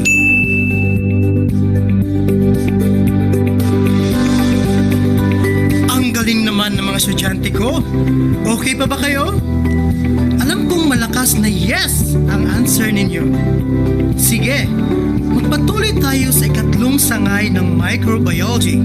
And it is called phycology. Phycology is the study of algae. An algae is a microscopic aquatic plant included in the seaweed family. Oo, may ganun nga mga bata. Mga maliliit na buhay sa ilalim ng dagat at ang pag-aaral tungkol dito ay tinatawag na phycology. Ang galing, no? Ngayon, pumunta na tayo sa fourth branch ng microbiology. Ito naman ang pag-aaral tungkol sa fungi na tinatawag na mycology.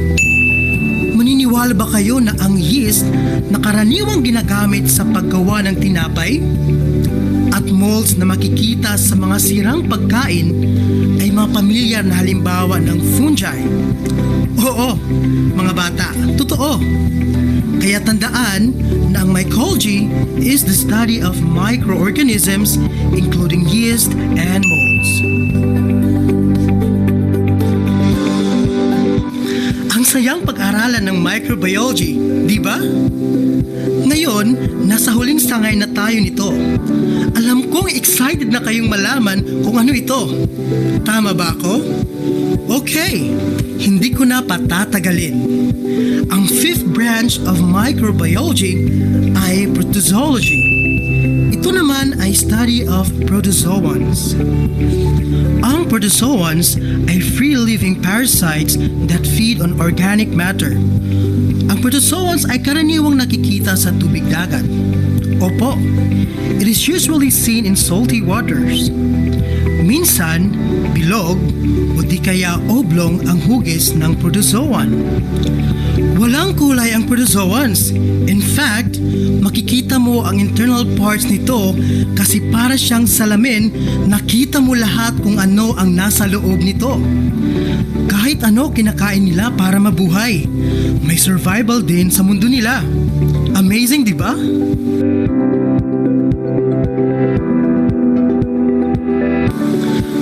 Ayan, tapos na ang ating lesson for today, which is the definition of microbiology and its branches. Naintindihan niyo ba mga bata? Klaro ba ang pagkapaliwanag ni Sir Daryl sa inyo? Very good! Sobrang galing ninyo. Ang sisipag niyong makinig at mag-aral. May katanungan ba kayo? Kung meron, huwag kayong mahiyang isend ito sa email ad na daryl.casiano@ssu.edu.ph o i-text sa phone number na 0935-811-2386 at sasagutin ko agad ito. At ngayon, natapos nyo na ang first episode of the Introduction to Microbiology. Are you ready? Please keep your notes away from you and listen carefully. You will only answer 5 questions. Para sa inyong pagsagot sa mga katanungan, choose the letter of the correct answer. Tandaan, isulat lamang ang letra ng tamang sagot. Did you understand? Okay, relax and don't worry. You can do this.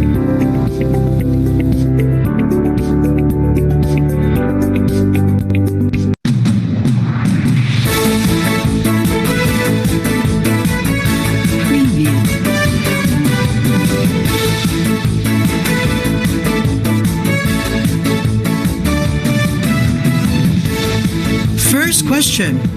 Again, unang tanong.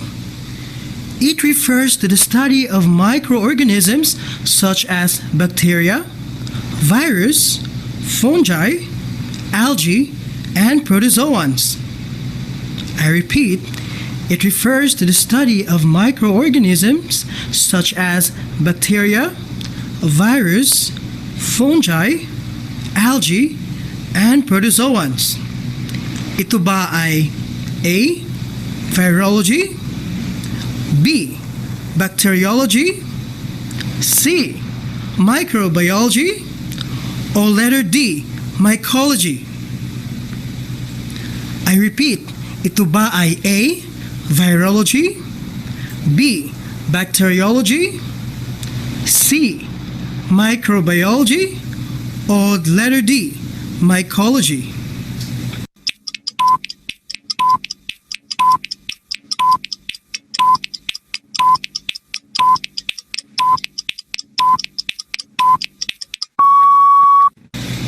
Second question. Ready? Okay. Pangalawang tanong. It is a branch of microbiology that deals on the study of fungi. I repeat, it is a branch of microbiology that deals on the study of fungi. Alin ba sa mga sumusunod ang tamang sagot? Is it A. Phycology, B. Mycology, C. Protozoology, or letter D. Virology? I repeat, is it A. Phycology, B. Mycology, C. Protozoology, or letter D. Virology?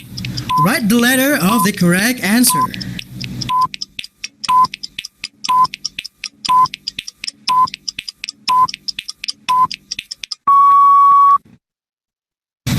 Ayan, nasa pangatlong tanong na kayo. You are doing good. Okay, the third question is, it is a microorganism that infects and replicates in a living cell of an organism.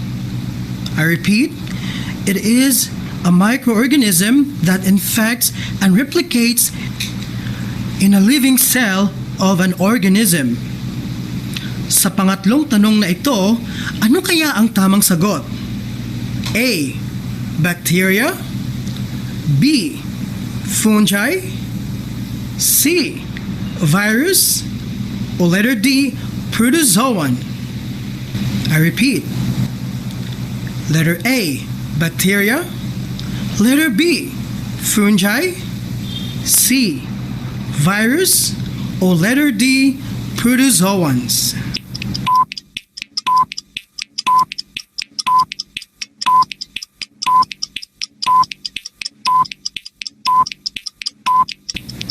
You are almost done with your short quiz, learners.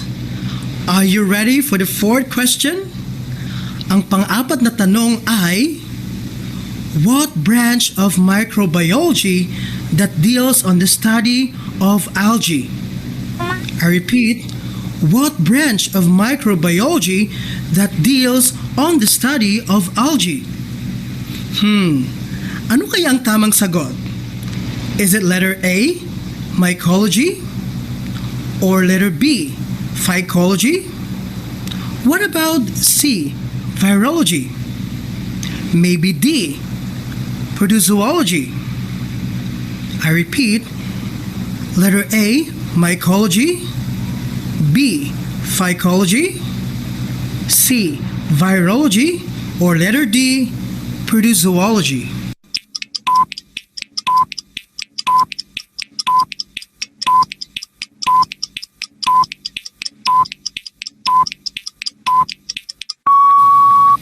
Ayan, you are now on your last question. Very good. Nasa panglimang tanong na kayo para sa araw na ito. Ano kaya ang tanong natin? Sige nga, hulaan ninyo. Tama! It is all about microorganism. Kung kaya, please listen to the last question. Ito na. Question number 5. It refers to a microorganism that feeds on organic matter. I repeat, it refers to a microorganism that feeds on organic matter. What do you think is the correct answer? Is it A, virus, B, bacteria, letter C, fungi, or letter D, protozoans? I repeat, is it A, virus, B, bacteria, C, fungi, or letter D, protozoans?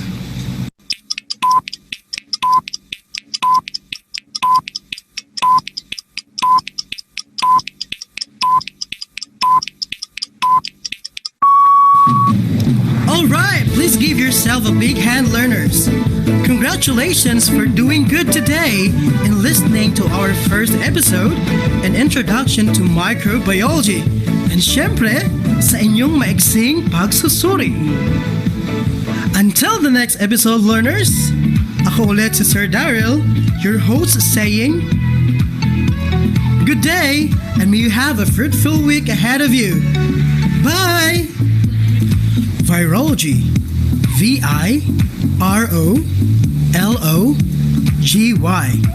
Virology.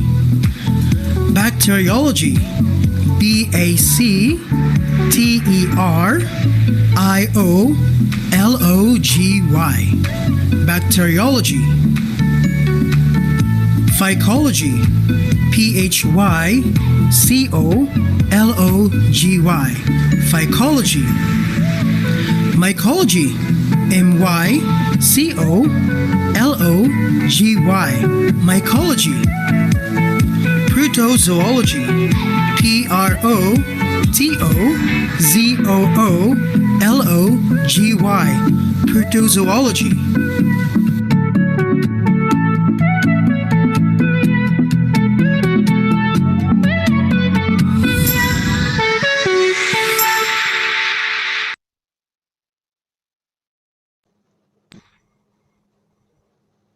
All right, that was it from Summer State University with the lesson content from Mr. Gerson Sorio and the voice talent Sir Daryl Casiano. Nasaan si Gerson? We would Gerson, like to nandyan ka call ba? on Sir Gerson. Sir Gerson, are you on board? Yes, he is on board actually. Maybe it's the Mag-on connection. cam ka, Gerson. Paki-explain mo tong ginawa mo rito.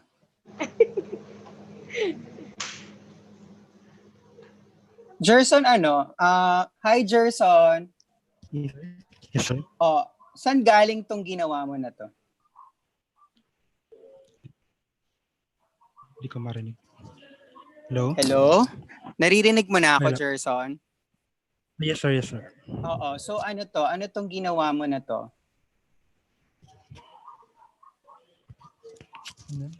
Bakit ganito yung script mo? Bakit ganito?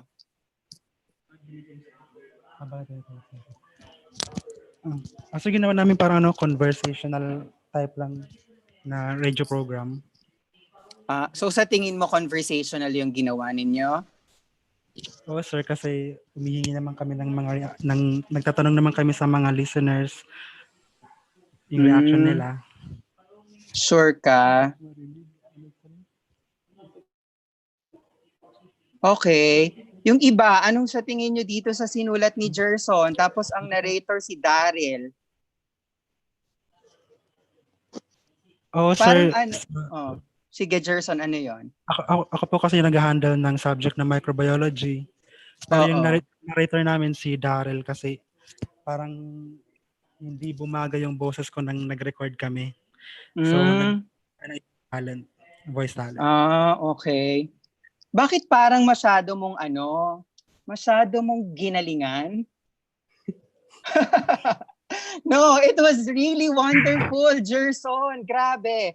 Alam nyo, nakakatuwa na makita ang isang script na sumunod sa format pa lang, tapos sa principles of writing for radio. So, it's a yes for me, Gerson. Magaling at maganda ang pagkakasulat nitong script.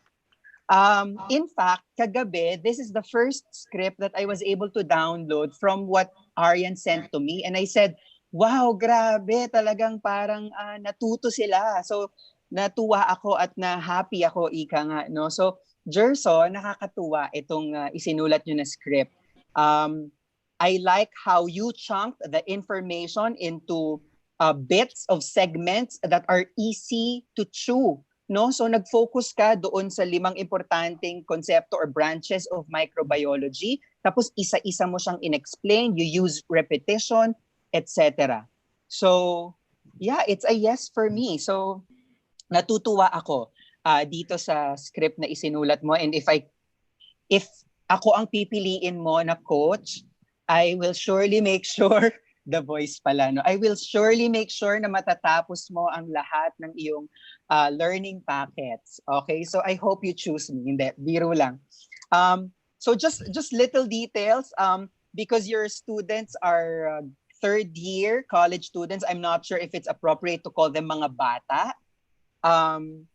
So yeah, kasi baka naman feeling mo sobrang tanda mo na or whatever. And then dun sa page 2 line 7, no, yung pag-explain mo nung micro at nung biology, maganda yung part na yon. Idagdag mo lang din siguro yung mismong logic, yung logi, 'di ba? Para alam nila na logi meaning study, tama ba ako? So yon, magandang mai-add mo yon. Tapos dun sa phonetic spelling, I'm not sure if this would work for you, pero kung kayo ay marunong magbasa ng mga phonetic spelling na talagang nakabase sa kung paano siya ilagay, pwede. Pero ako kasi, for example, hindi ko siya talaga nababasa, like algae or yung protozoan, parang ganyan. Okay? Tapos, dun sa page 3, line 1, maganda na ilatag mo muna yung 5 sangay ng microbiology para alam na nila yung listahan before you divide it into one at a time, no?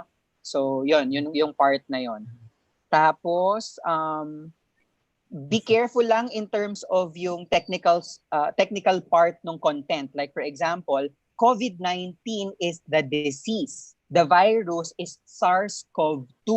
So when you talk about, sigurado akong pamilyar kayo kasi panahon ngayon, palagi niyong naririnig ang COVID-19 or coronavirus disease. And you were talking about the virus. So dapat malinaw lang that the virus is SARS-CoV-2 kasi baka maisip nila na ang virus ay yung COVID-19. Okay? So yon. Tapos, yung phycology, yung phonetic spelling doon, yung phi, yung FI na ginamit mo. Ako nung binasa ko siya, I thought ang basa ay phycology. So baka phi dapat, baka as in F-A-Y or whatever, no? So yon sa content. Tapos gusto ko yung mga doon sa mismong pagcha-chunk mo, sinasabi mo sa audience mo na, may self-care part, napaka-importante no na, alam ko magaling kayo, na nakuha nyo ba, etc. Tapos yung part na kung meron, wag kayong mahihiyang isend sa email or i-text, it's very good because you're trying to tell your students that, hey, I am just here. I'm an email away. I'm a text away. So, okay yung mga part na yon. Yung mga, okay, relax, don't worry, you can do this. We need this inserts pagdating sa content natin para mas maramdaman ng estudyante na we care for them. So, it's really very good. Tapos yung instructions mo to yourself, to Daryl, na repeat reading choices, it gives the host or the radio teacher the freedom to repeat, no, on his own words yung mga choices na ibinigay mo. Isang comment lang sa akin, okay naman yung tanong-tanong muna tapos choices, pero it would also help na question choices para konektado pa rin. Okay, ito yung tanong ha, tas ito yung choices. Ito yung tanong ha, ito yung choices. Para magkadugtong kasi baka malimutan na nila kung ano yung tanong. So yung mga you are doing good, these are very good So grabe. Gerson, Daryl, it's a yes for me. Thank you, sir.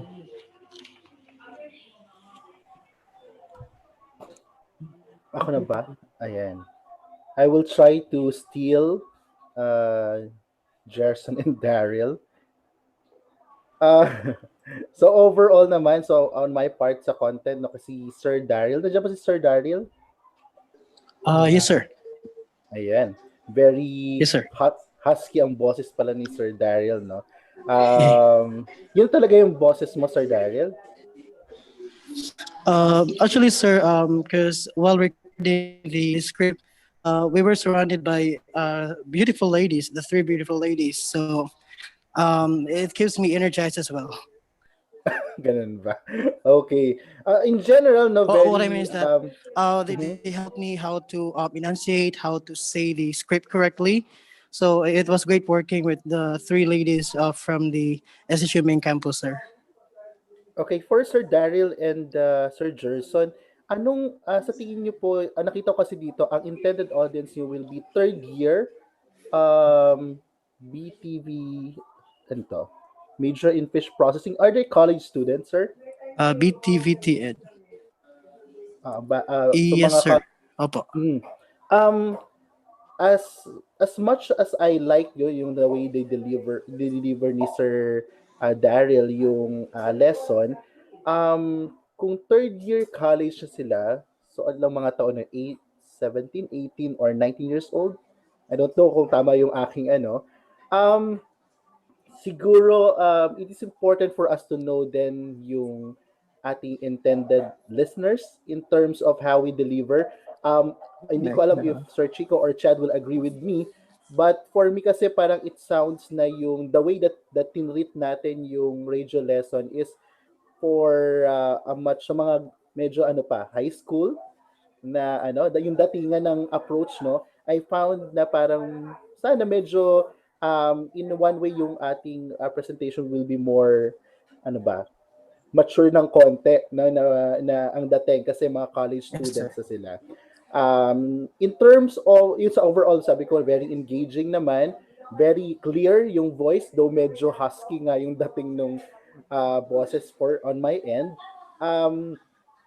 We should also remember na we have a script, pero may mga tendency pa rin tayo na parang nagbumukhang nagbabasa pa rin tayo. Okay, so we have the script, but let's try to make it more sound na very wala kayong hawak ng script. No, yun lang. Halata pa rin meron mga lines na binabasa po tayo. And then ito nakakasanayan natin, i-add ko lang kay Sir Chico, dun sa pagsulat, wag siguro siguro on my preference din pa nagsulat, wag tayo mag-assume na kasi lagi natin ito naririnig o di ba alam niyo na to, or o di ba hindi niyo tingin ko hindi niyo to alam. So I think we can use other words kasi parang it's either nag-a-assume tayo na alam na nila or ina-assume natin na hindi nila alam.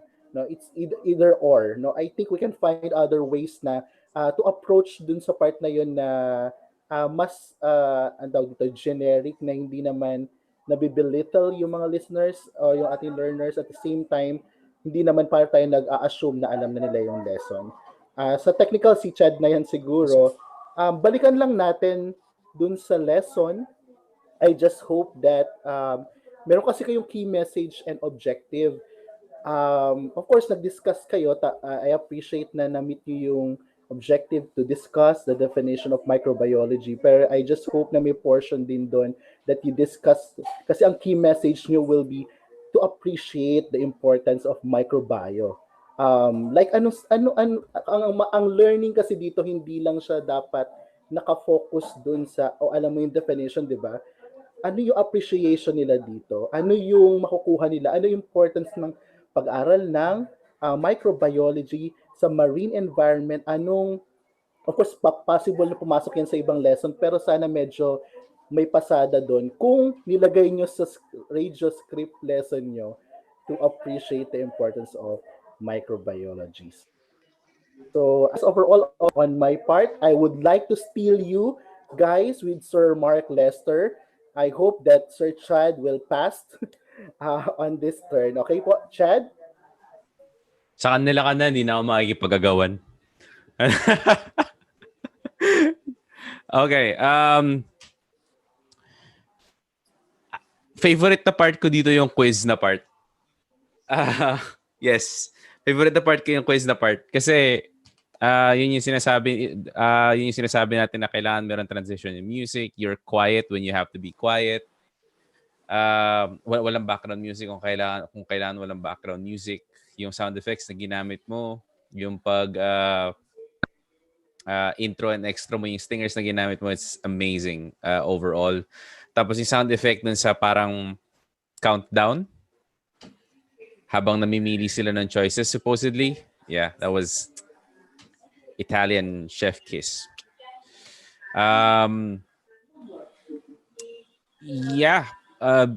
Saying anything else other than that, kung meron mang sipa, is just me nitpicking yung mga And again, I don't want to nitpick. Talagang nitpicking na lang yung ibang mga technical aspects, yung mga medyo sala ng konti sa timing sa ganito. Pero maliit na bagay na yun. Okay na yun. Yun lang ako. Yehey! So, Gerson and Daryl, sino ang pipiliin yung coach? Charot, hindi. Joke lang.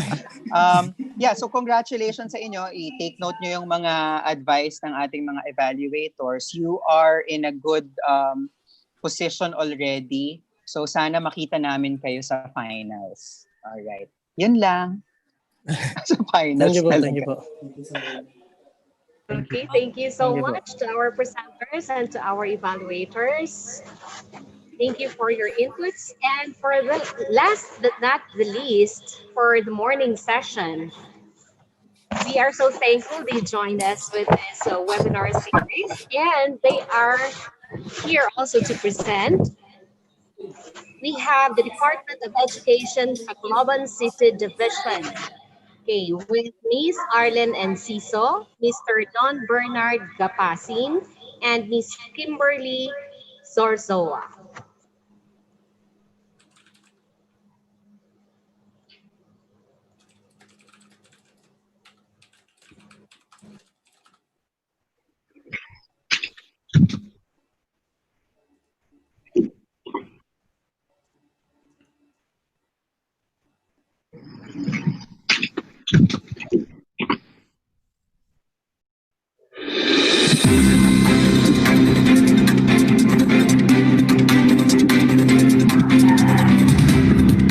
Magandang araw mga mag-aaral ng ikasang baitang.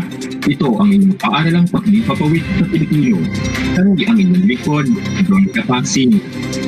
At Kimberly Zarzoa mula sa dibisyon ng Tacloban. Nagagalak kaming maibahagi ang kaalaman at makasama kayo sa pag-aaral ng panitikang Asyano sa pamamagitan ng radyo. Siguraduhin kayo ay nasa maayos at komportableng lugar upang mapakinggang mabuti ang ating broadcast. Matanong ko lang, grade 9, handa na ba kayo? Hindi na ba nangangalam ang sikmura ninyo? Dahil maigi na may laman na ang tiyan upang madaling maunawaan ang ating aralin sa araw na ito. Sa puntong ito, ihanda ang inyong notebook, ballpen, ang inyong handout o aklat at ang module kung mayroon man. Para sa leksyon sa pagbuo ng pahayag gamit ang angkop na pang-ugnay.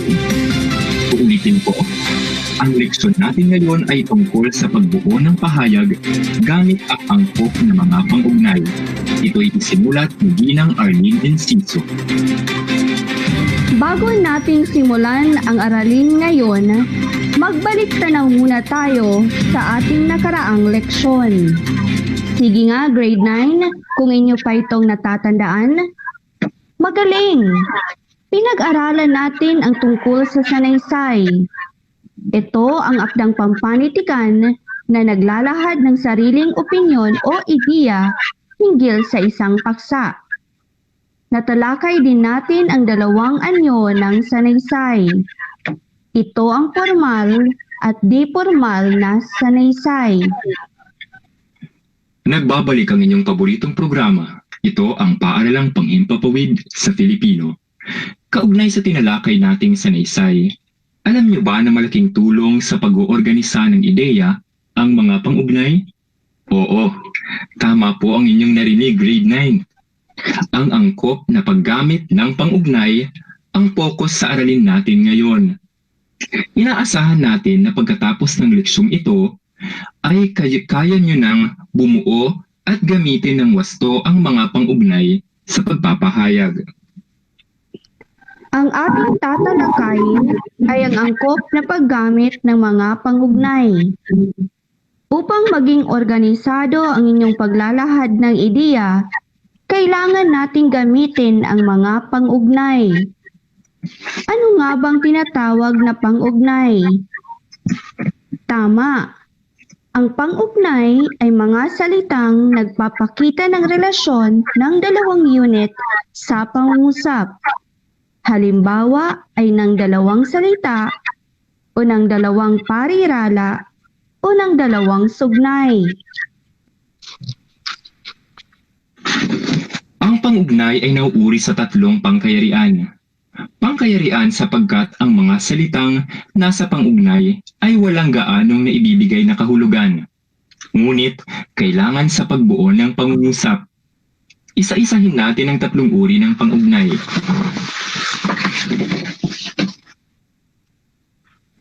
Nasusundan niyo po ba ako, grade 9? Sabayan niyo ako. Banggitin natin muli ang tatlong uri ng pangugnay. Una, pangatnig. Pangalawa, ang pangangkop. At ang panghuli ay ang pangugnay. Nakakamangha, grade 9. Ang unang uri ng pangugnay ay pangatnig. Ang tawag sa mga kataga o salitang nag-uugnay ng dalawang salita, parirala o sugnay na pinagsusunod-sunod sa pangungusap. Halimbawa, sa pangungusap na ang pagsugpo sa bisyo at krimen ay puspusang isinasagawa ng mga tagapagtaguyod ng batas. Ang at ay pangatnig na nag-uugnay sa mga salitang bisyo at krimen. Ilan din sa mga kataga sa pangatnig ay tulad ng kahit na, dahil sa, kasi, palibhasa, bukod tangi, at iba pa. Ang ikalawang uri ng pangugnay ay pangangkop. Ulitin natin, pangangkop. Ito ang mga katagang nag-uugnay sa panuring at salitang tinuturingan. Halimbawa sa pangungusap na, ang magandang babae ay hinahangaan ng lahat. Ang ng o ng ng panguring maganda ay nag-uugnay sa pangalang binibigyang turing ang pangalang babae. Sa ibang banda, maaari rin tayong gumamit ng kataga na sa pang-angkop na pangugnay. Halimbawa, sa pahayag na dapat na mag-ingat sa lahat ng oras, ginagamit ang katagang na kung ang inaangkupan ay nagtatapos sa ponimang katinig maliban sa N. Ikatlong uri ng pangugnay ay pang-ukol. Ang pang-ukol ay ang tawag sa mga kataga o salitang nag-uugnay sa isang pangalan sa iba pang salita. Halimbawa, sa pangungusap na malapit nang matapos ang mahabang highway sa gitnang Luzon. Ang sa ay pang-ukol na nag-uugnay sa pangalang gitnang Luzon sa pangalang highway. Masasabing ang pang-ukol ay kataga o mga katagang ginagamit upang ipakilala na ang isang tao, bagay, puok o pangyayari ay inilaan o iniuukol sa isa pang tao, bagay, puok o pangyayari. Ilan din na maaaring gamitin na kataga ay ni, kina, laban sa, ayon sa, para sa, at marami pang iba. Oh, ayan. Tatlong uri ng pangugnay na ang aming nabanggit. Una, pangatnig. Pangalawa, pangangkop. At ang pangatlo ay pangukol. Naway naunawaan ninyo ang ating leksyon sa araw na ito. Ang paggamit ng angkop na pangugnay sa pagbuo ng pangungusap ay mahalaga upang lubos na maunawaan ang paglalahad ng mga pangyayari, pasulat man o pasalitang paraan ng pagpapahayag. Tapos na ang ating leksyon. Oras na para tasain ang inyong kaalaman ukol sa araling tinalakay natin. Sa puntong ito, kunin ang notebook at ballpen. Itala ang inyong sagot sa inyong kwaderno. Narito ang panuto. Pag-ugnayin ang dalawang kaisipan upang makabuo ng isang pangungusap gamit ang pang-ugnay na pangatnig. Una, Balang araw, maaaring lumuwag ang tali at kami pakawalan. At lang, malayo pa ang panahong iyon. Uulitin ko, balang araw, maaaring lumuwag ang tali at kami pakawalan. At lang, malayo pa ang panahong iyon. Sunod na bilang. Alam kong para sa aking sarili, magagawa kong iwasan o putulin ang mga ito. Patlang. May mga buklod na matibay pa sa alinmang lumang tradisyon na pumipigil sa akin. Muli kong babasahin.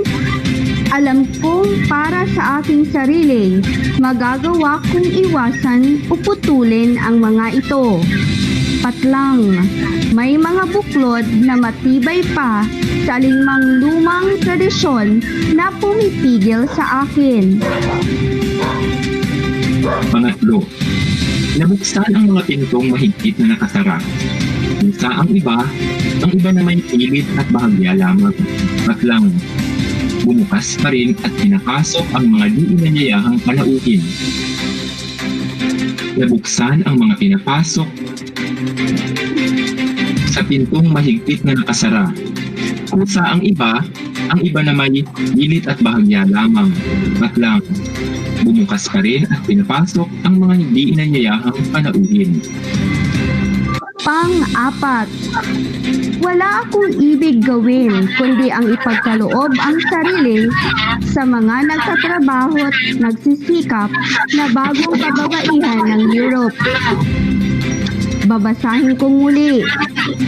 Wala akong ibig gawin kundi ang ipagkaloob ang sarili sa mga nagtatrabaho at nagsisikap na bagong kababaihan ng Europe. Ang huling bilang, paano nga ba magkakaganoon? Patlang, ginawa lamang para sa lalaki ang mga batas. Paano nga ba hindi magkakaganoon? Patlang, ginawa lamang para sa mga lalaki ang batas. Hayan! Tapos na tayo! Itago ang inyong notebook at kunin ang inyong handout. Buksan sa pahina 36 hanggang 37. Gawin ang gawain sa inyong handout. Basahin at unawaing mabuti ang panuto.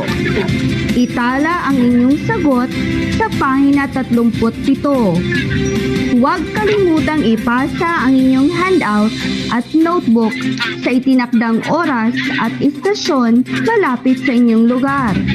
Maraming salamat, Grade 9!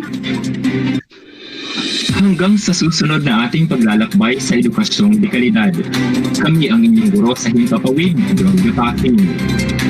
At Kimberly Zarzoa mula sa Luzon ng Tacloban para sa Paaralang Panghimpapawid ng Grade 9 Filipino.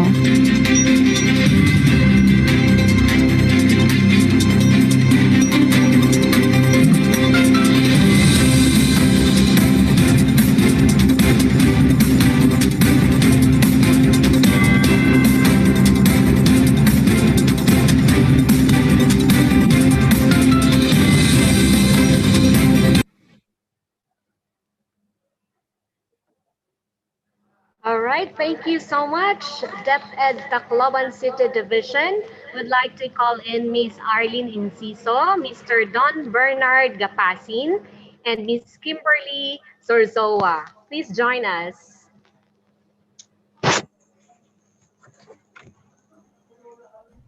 Okay. Sige, ako po ata ang mauna.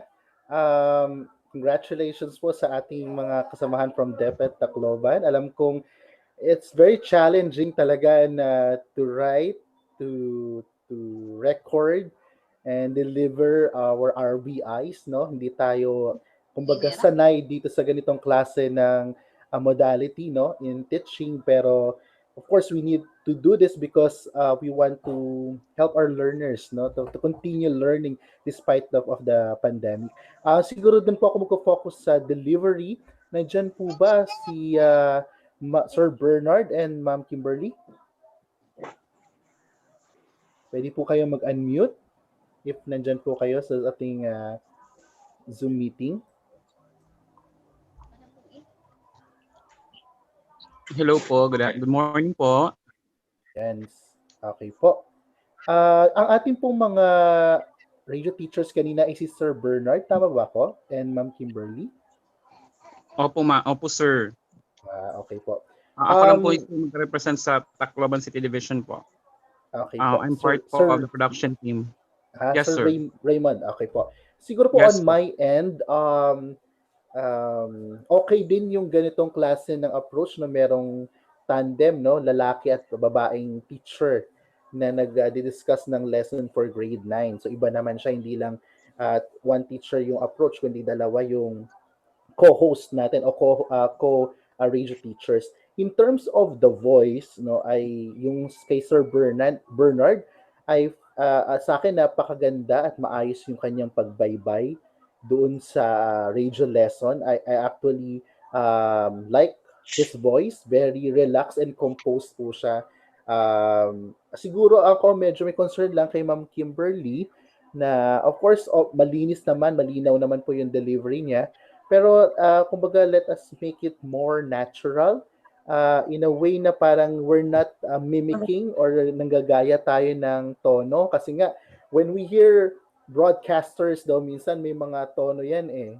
No, kaya lang si Ma'am Kimberly medyo naririnig ko yung sa dulo, yung now na si Boy Abunda to yung naano ko. Yung parang gano'n na parang every ending ng kanyang sentences laging merong ganong part na maganda at maayos ang pagbabay ng salita.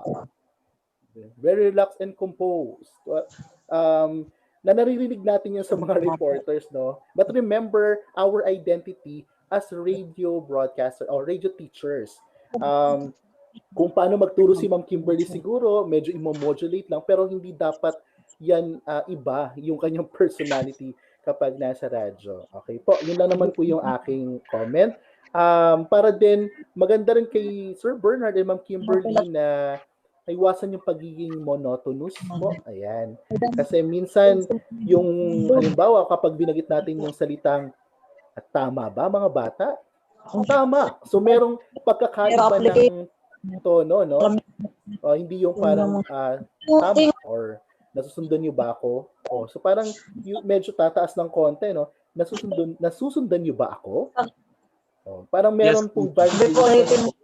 Hindi naman kailangan maging animated yung boses ng ating mga teachers, pero nagbabago yung intonation, nagbabago yung pacing. Better din po sa pag-deliver ng ating mga lessons, maglagay din po tayo ng mga breathing spaces, no? Of course, sabi nga sa radyo, dead air is kasalanan, is a sin.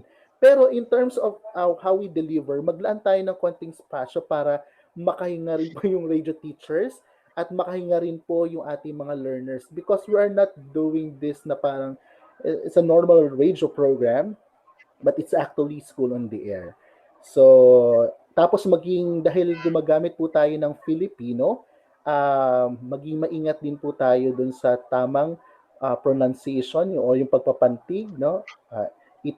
Meron kasi dun ata sa page 3, line 8, parang nabanggit is itala, no? Imbis na itala. Itala. So, maging careful din po tayo doon. And then, I suggest sa mga voice actors natin or mga radio teachers, kapag nakuha nyo po yung script, hindi ko alam kung ginagawa nyo po to, when I do voiceovers, talaga nagpe-facing ako, babasahin ko siya, tapos I will put my own marks kung saan ako hihinto, ano yung gusto kong i-emphasize na words, para kapag binasa ko siya, hindi lang, kasi pag nagsulat ka ng radio script, ganyan lang po yan, very plain. Pero the way you deliver it, iba na pong usapan. So as a voice narrator or as a radio teacher, kayo na po maglagay. Ano po yung mga words na bibigyang diin? Ano yung mga words naman na kailangan medyo may high intonation? Kailan naman yung part na parang maglalaan ako ng breathing space? So yun lang po yung akin, Sir Raymond. Pero congratulations po sa DepEd Tacloban. Sir Chico? Yes po, sir. Thank you po. Sir, come again, sir? Si Sir Chico naman po ata magko-comment or si Sir Chad. Okay. Sir Chad. Thank you po, Sir Ryan from Tacloban City. Thank you po. Thank you po, sir. Salamat din po. Opo. Bilang parang wala pa si Sir Chico, I guess I should go on ahead. It's again, balik tayo dun sa problems that we had a while ago with the background music and everything, and yung lack of sound effects, yung ating stimulus response formula na tinatry sundin. But overall, other than the usual problems, I think it's pretty good. Delivery, your voice, it's pretty okay. Also, may mga ninote lang ako dito ng mga random na problema. Hindi ko alam kung may naka-on yung mic, pero meron bang aso sa background? Yes. Ako lang ba yung nakarinig nun? Meron nga. Ayun. So, make sure that your recording area is quiet. Yung mga sound isolation techniques na pinag-usapan natin kahapon, make sure you apply them. Tapos, hindi ko alam, this could be a syncing issue, like yung pagki-click and drag ninyo sa Audacity or sa inyo kung ano mga recording software na ginamit. Pero, the background music comes in at weird times. Like, while you're talking, the background music suddenly goes in. I'm not sure if that's intentional. If it's intentional, what is the intention behind it? Parang Sir, it seems a bit off. Mm-hmm. Okay po. Sir, actually, we had our recording po online po. Hindi po kami nag-face-to-face kaya medyo nahirapan din kami sa signal. Kaya iyon medyo nagputol-putol po pati yung mga music. Okay. Yun po. Apo. Yes, sir. So, yun. Let's find a technical workaround dun sa ganung problem. So, alam na natin kung ano yung magiging resulta. Let's try to avoid it next time. And, yeah. Yun. Thank you, Sir Joseph. Thank you po, sir, from Tacloban City Division. All right. No problem. All right. Thank you, Chad and RJ. Grabe, ang daming mga nangyayari sa paligid. O kagaya ni Erwin, anong nangyayari sa'yo dyan? Okay ka ba? Anyway, familiar to sa akin eh. Arlene, saan galing tong script na to? Nandyan ba si Arlene? Sir? Nasa ano po ata siya sa FB Live, sir? Ay, okay. O, Arlene. Sir, ako lang muna magre-represent ng Tacloban City Division. Okay, good. All right. Well, sabi ko nga, very familiar yung script, no? Even the first part of it and all, kasi parang kilala ko kung sino yung nagsulat ng sample script na ito at kung saan ito nanggaling. So, natutuwa lang ako that there is a clear understanding, no, of the lesson and how it should be transformed into a radio script. Na-appreciate ko din yung pagputol ng mga ideya again, no? Kasi very important talaga, we're always saying that dahil may limitation, no, yung pag-intindi ng ating mga estudyante. To me lang, I wanted to hear more of how you refer to your students, how you check on them during the course of the discussion. Merong mga parte na feeling ko kaya pa natin ayusin yung pagkaka-construct kasi parang hinugot siya from a written module and then inilipat natin sa radyo. Pero may mga certain ways of doing it para mas maunawaan ng mga bata. I'm not sure if the assumption is that they have a handout or a written material with them, no? During listening. Pero what if wala? So, given na yung mga meron, madaling makakasunod, pero yung mga walang complementary handouts, kailangan pa natin mas ipaliwanag sa kanila. Gusto ko rin yung parte na inuulit ninyo yung konseptong kailangan o ito yung pang-ugnay or tapos naglalagay kayo ng diin, ng diin doon sa mga parteng yon.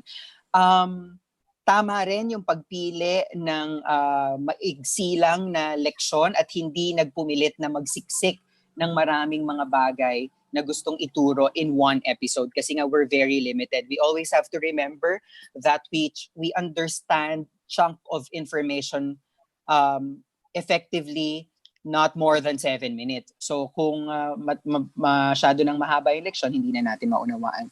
I also understand that there are certain limitations in terms of recording, no? Pero yung effort ninyo na ginawa na nag-record kayo online, it's commendable already. Ibig lang sabihin nun, you are resourceful enough to make use of what you have para mag-come up ng mga ganitong klaseng leksyon na sana ay may suporta tayong nakukuha sa mga taong nasa itaas natin, hindi ba? So kung nakikita natin na ito yung limitasyon, dapat yata ay nagpo-provide ang ating gobyerno o school administration ng mga kailangan nating magamit para makapag-deliver tayo, because I understand that so much is being asked of our teachers. Alright, so natutuwa rin ako dito sa ginawa ninyong ito at nakikita ko yung drive ninyo na talagang magamit yung radyo, because it will really help us make effort sa simula, because you still have to write these scripts at isipin itong mabuti. Pero dito din nanggagaling yung hope natin na, because life has changed already drastically at ito na yung normal na buhay natin at nakikita natin that we are going back to basics so that we could address the challenges of now and of the future. So isipin na ninyo na maaaring maging limitado tayo sa pagbalik natin sa face-to-face. Kaya naman habang may tumatalong bata kay Jess Marie, ay okay lamang na tayo ay gumamit ng radyo sa ating pagtuturo. So that's very commendable of your team, Tacloban. Maraming salamat sa inyo. Sa delivery, tama yung sinabi ni RJ, kailangan lang medyo mas maging relax. I know, iba yung kapag nakaharap tayo sa script tas i-re-record natin. So kung mapapansin ninyo, iba-iba yung strength ninyo. Like for example, if Enzo's very strong in terms of delivery, yung team naman ni na Gerson sa writing, so kaya natin yan ipag-mix, pagsama-samahin natin, pagtulong-tulungan lang natin kung paano natin siya magagawa. So congratulations and thank you, Team Tacloban. Again, sir, from Tacloban City Division family, thank you po. From the bottom of our hearts, thank you po, sir. Okay, thank you so much again. Thank you, Department of Education, Tacloban City Division. So actually, originally SUCs po, pero we decided to let Department of Education join us, and as you can see po, very much willing po sila to learn. And thank you so much for joining us. And at this point in time, the awarding of certificates to our presenters.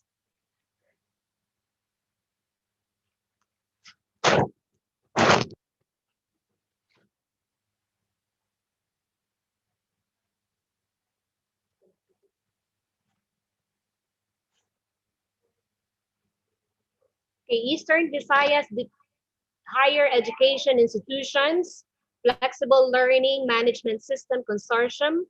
This certificate of recognition is awarded to Lorenzo Romera de la Cruz for his invaluable service and commitment rendered as presenter in the online roadshow of on-air learning during the webinar series on on-air learning rediscovering radio for flexible learning on August 20, 2020, given this 20th day of August 2020. Signed, Dr. Dominador O. Aguirre Jr., Co-Chair, Technology and Infrastructure and Support. Signed, Dr. Victor Cañezo Jr., Interim Chair, EVHEI's FLMSC. Signed, Dr. Marilyn D. Cardoso, Chair, Technology, Infrastructure and Support. Signed by CHED Commissioner Dr. Aldrin E. Darila. Same certificate is also given to Jeffrey Niedo of NWSSU. Same certificate is given to Miss Liana Melissa de la Rosa from the University of Eastern Philippines. Same certificate is given to Daryl Casiano and Gerson Sorio of Samar State University. Same certificate is given to Miss Arlen Enciso, Mr. Don Bernard Gapasin, and Miss Kimberly Zarzoa from Department of Education, Tacloban City Division. Okay, so this afternoon we'll have the presentation of Eastern Visayas State University on their academic expertise on accountancy, Leyte Normal University for teacher education, Southern Leyte State University for engineering, Calompon's Institute of Technology for Maritime, Visayas State University for Development Education, with Miss Arian Rose Tapalio Salcedo as host. So again, thank you po sa ating mga evaluators, Sir Mark Lester Chico. We also have Sir Ryan, okay, and we also have Sir Roble. Thank you po, Sir Chico, Sir Galang, and Sir Roble. Thank you so much. Wala pong anuman, amin po ang karangalan na makapagbahagi sa inyo at makasama po kayo ngayong linggo na ito para sa ating pag-aaral ng pagsulat para sa radyo at pag-broadcast para sa radyo. So sabi ko nga po, kaya natin to at kakayanin natin na makapagturo gamit ang radyo. So kapit lang at laban lang, mga guro ng bayan. Salamat po. Okay, would like to remind the presenters to be on board for the afternoon session. Yes, we have again a Leyte SUCs. We have EBSU, LNU, SLSU, PIT, and VSU. So as you can see, there is an assigned academic expertise kung saan yun po yung content ng kanilang presentation. And we'll see you again to our evaluators. Thank you so much. We'll be back at 1:30. And if you are actually posting on social media on what is happening right now with the EVHEI's FLMSC consortium, you may want to post it and have the hashtag EVHEI FLMSC consortium and on air learning and hashtag we innovate, we build, we serve, hashtag online roadshow. Okay, and for your attendance,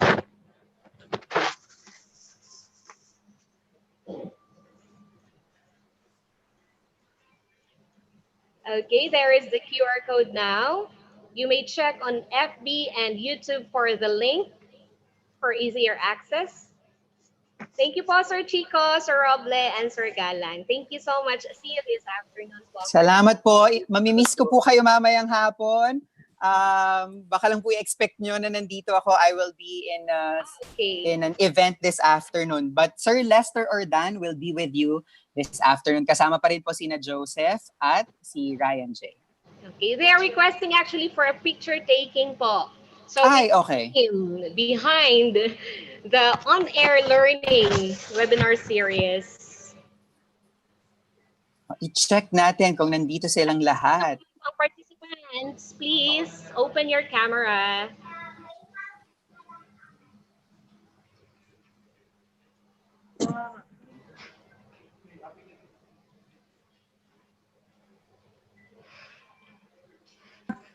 Dinalogodoy. Please join us. Hi,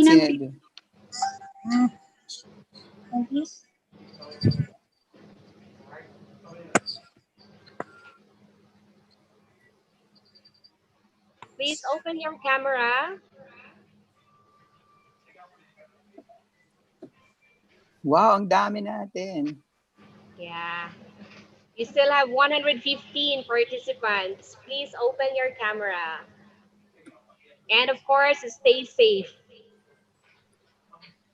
Okay, in 5, 4, 3, 2, 1. Open your camera. Strike a pose. Okay. Thank you so much.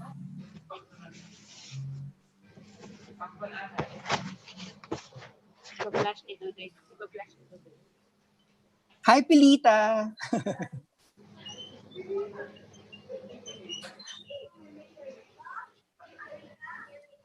Okay, we would like to invite also for submission of entries to the International Poverty Conference 2020, Living and Rising Above the Crisis.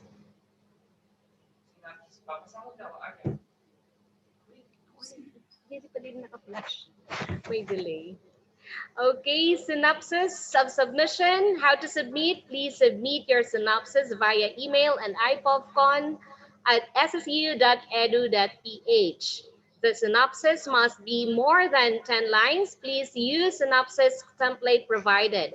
The synopsis must contain the short description of what happens in the audio video material, like for example, short film, video documentary. Okay, the audio video format of your paper is intended to make the take-home message of your study easier to digest. So again, that is for IPOVCon 2020. Here is the guidelines for entry of submission. Poster submission. Please submit your poster via email at ipopcon@ssu.edu.ph. If you'd like to see more details on how to submit your entries, please visit our Summer State University Facebook page and Summer State University website, okay, for more details.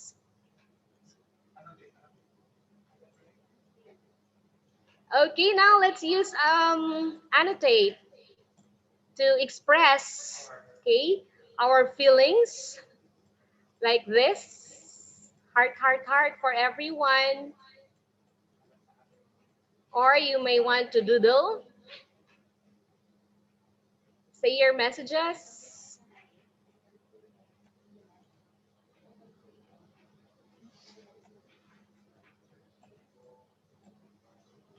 As a saying, thank you. Thank you everyone, and permi nakalakip or parati ng kasama ang keep safe. God bless everyone. Thank you for joining us this morning and see you in the afternoon. Yay! Kainan na! Kainan na. Bye-bye po. Salamat po sa inyong lahat.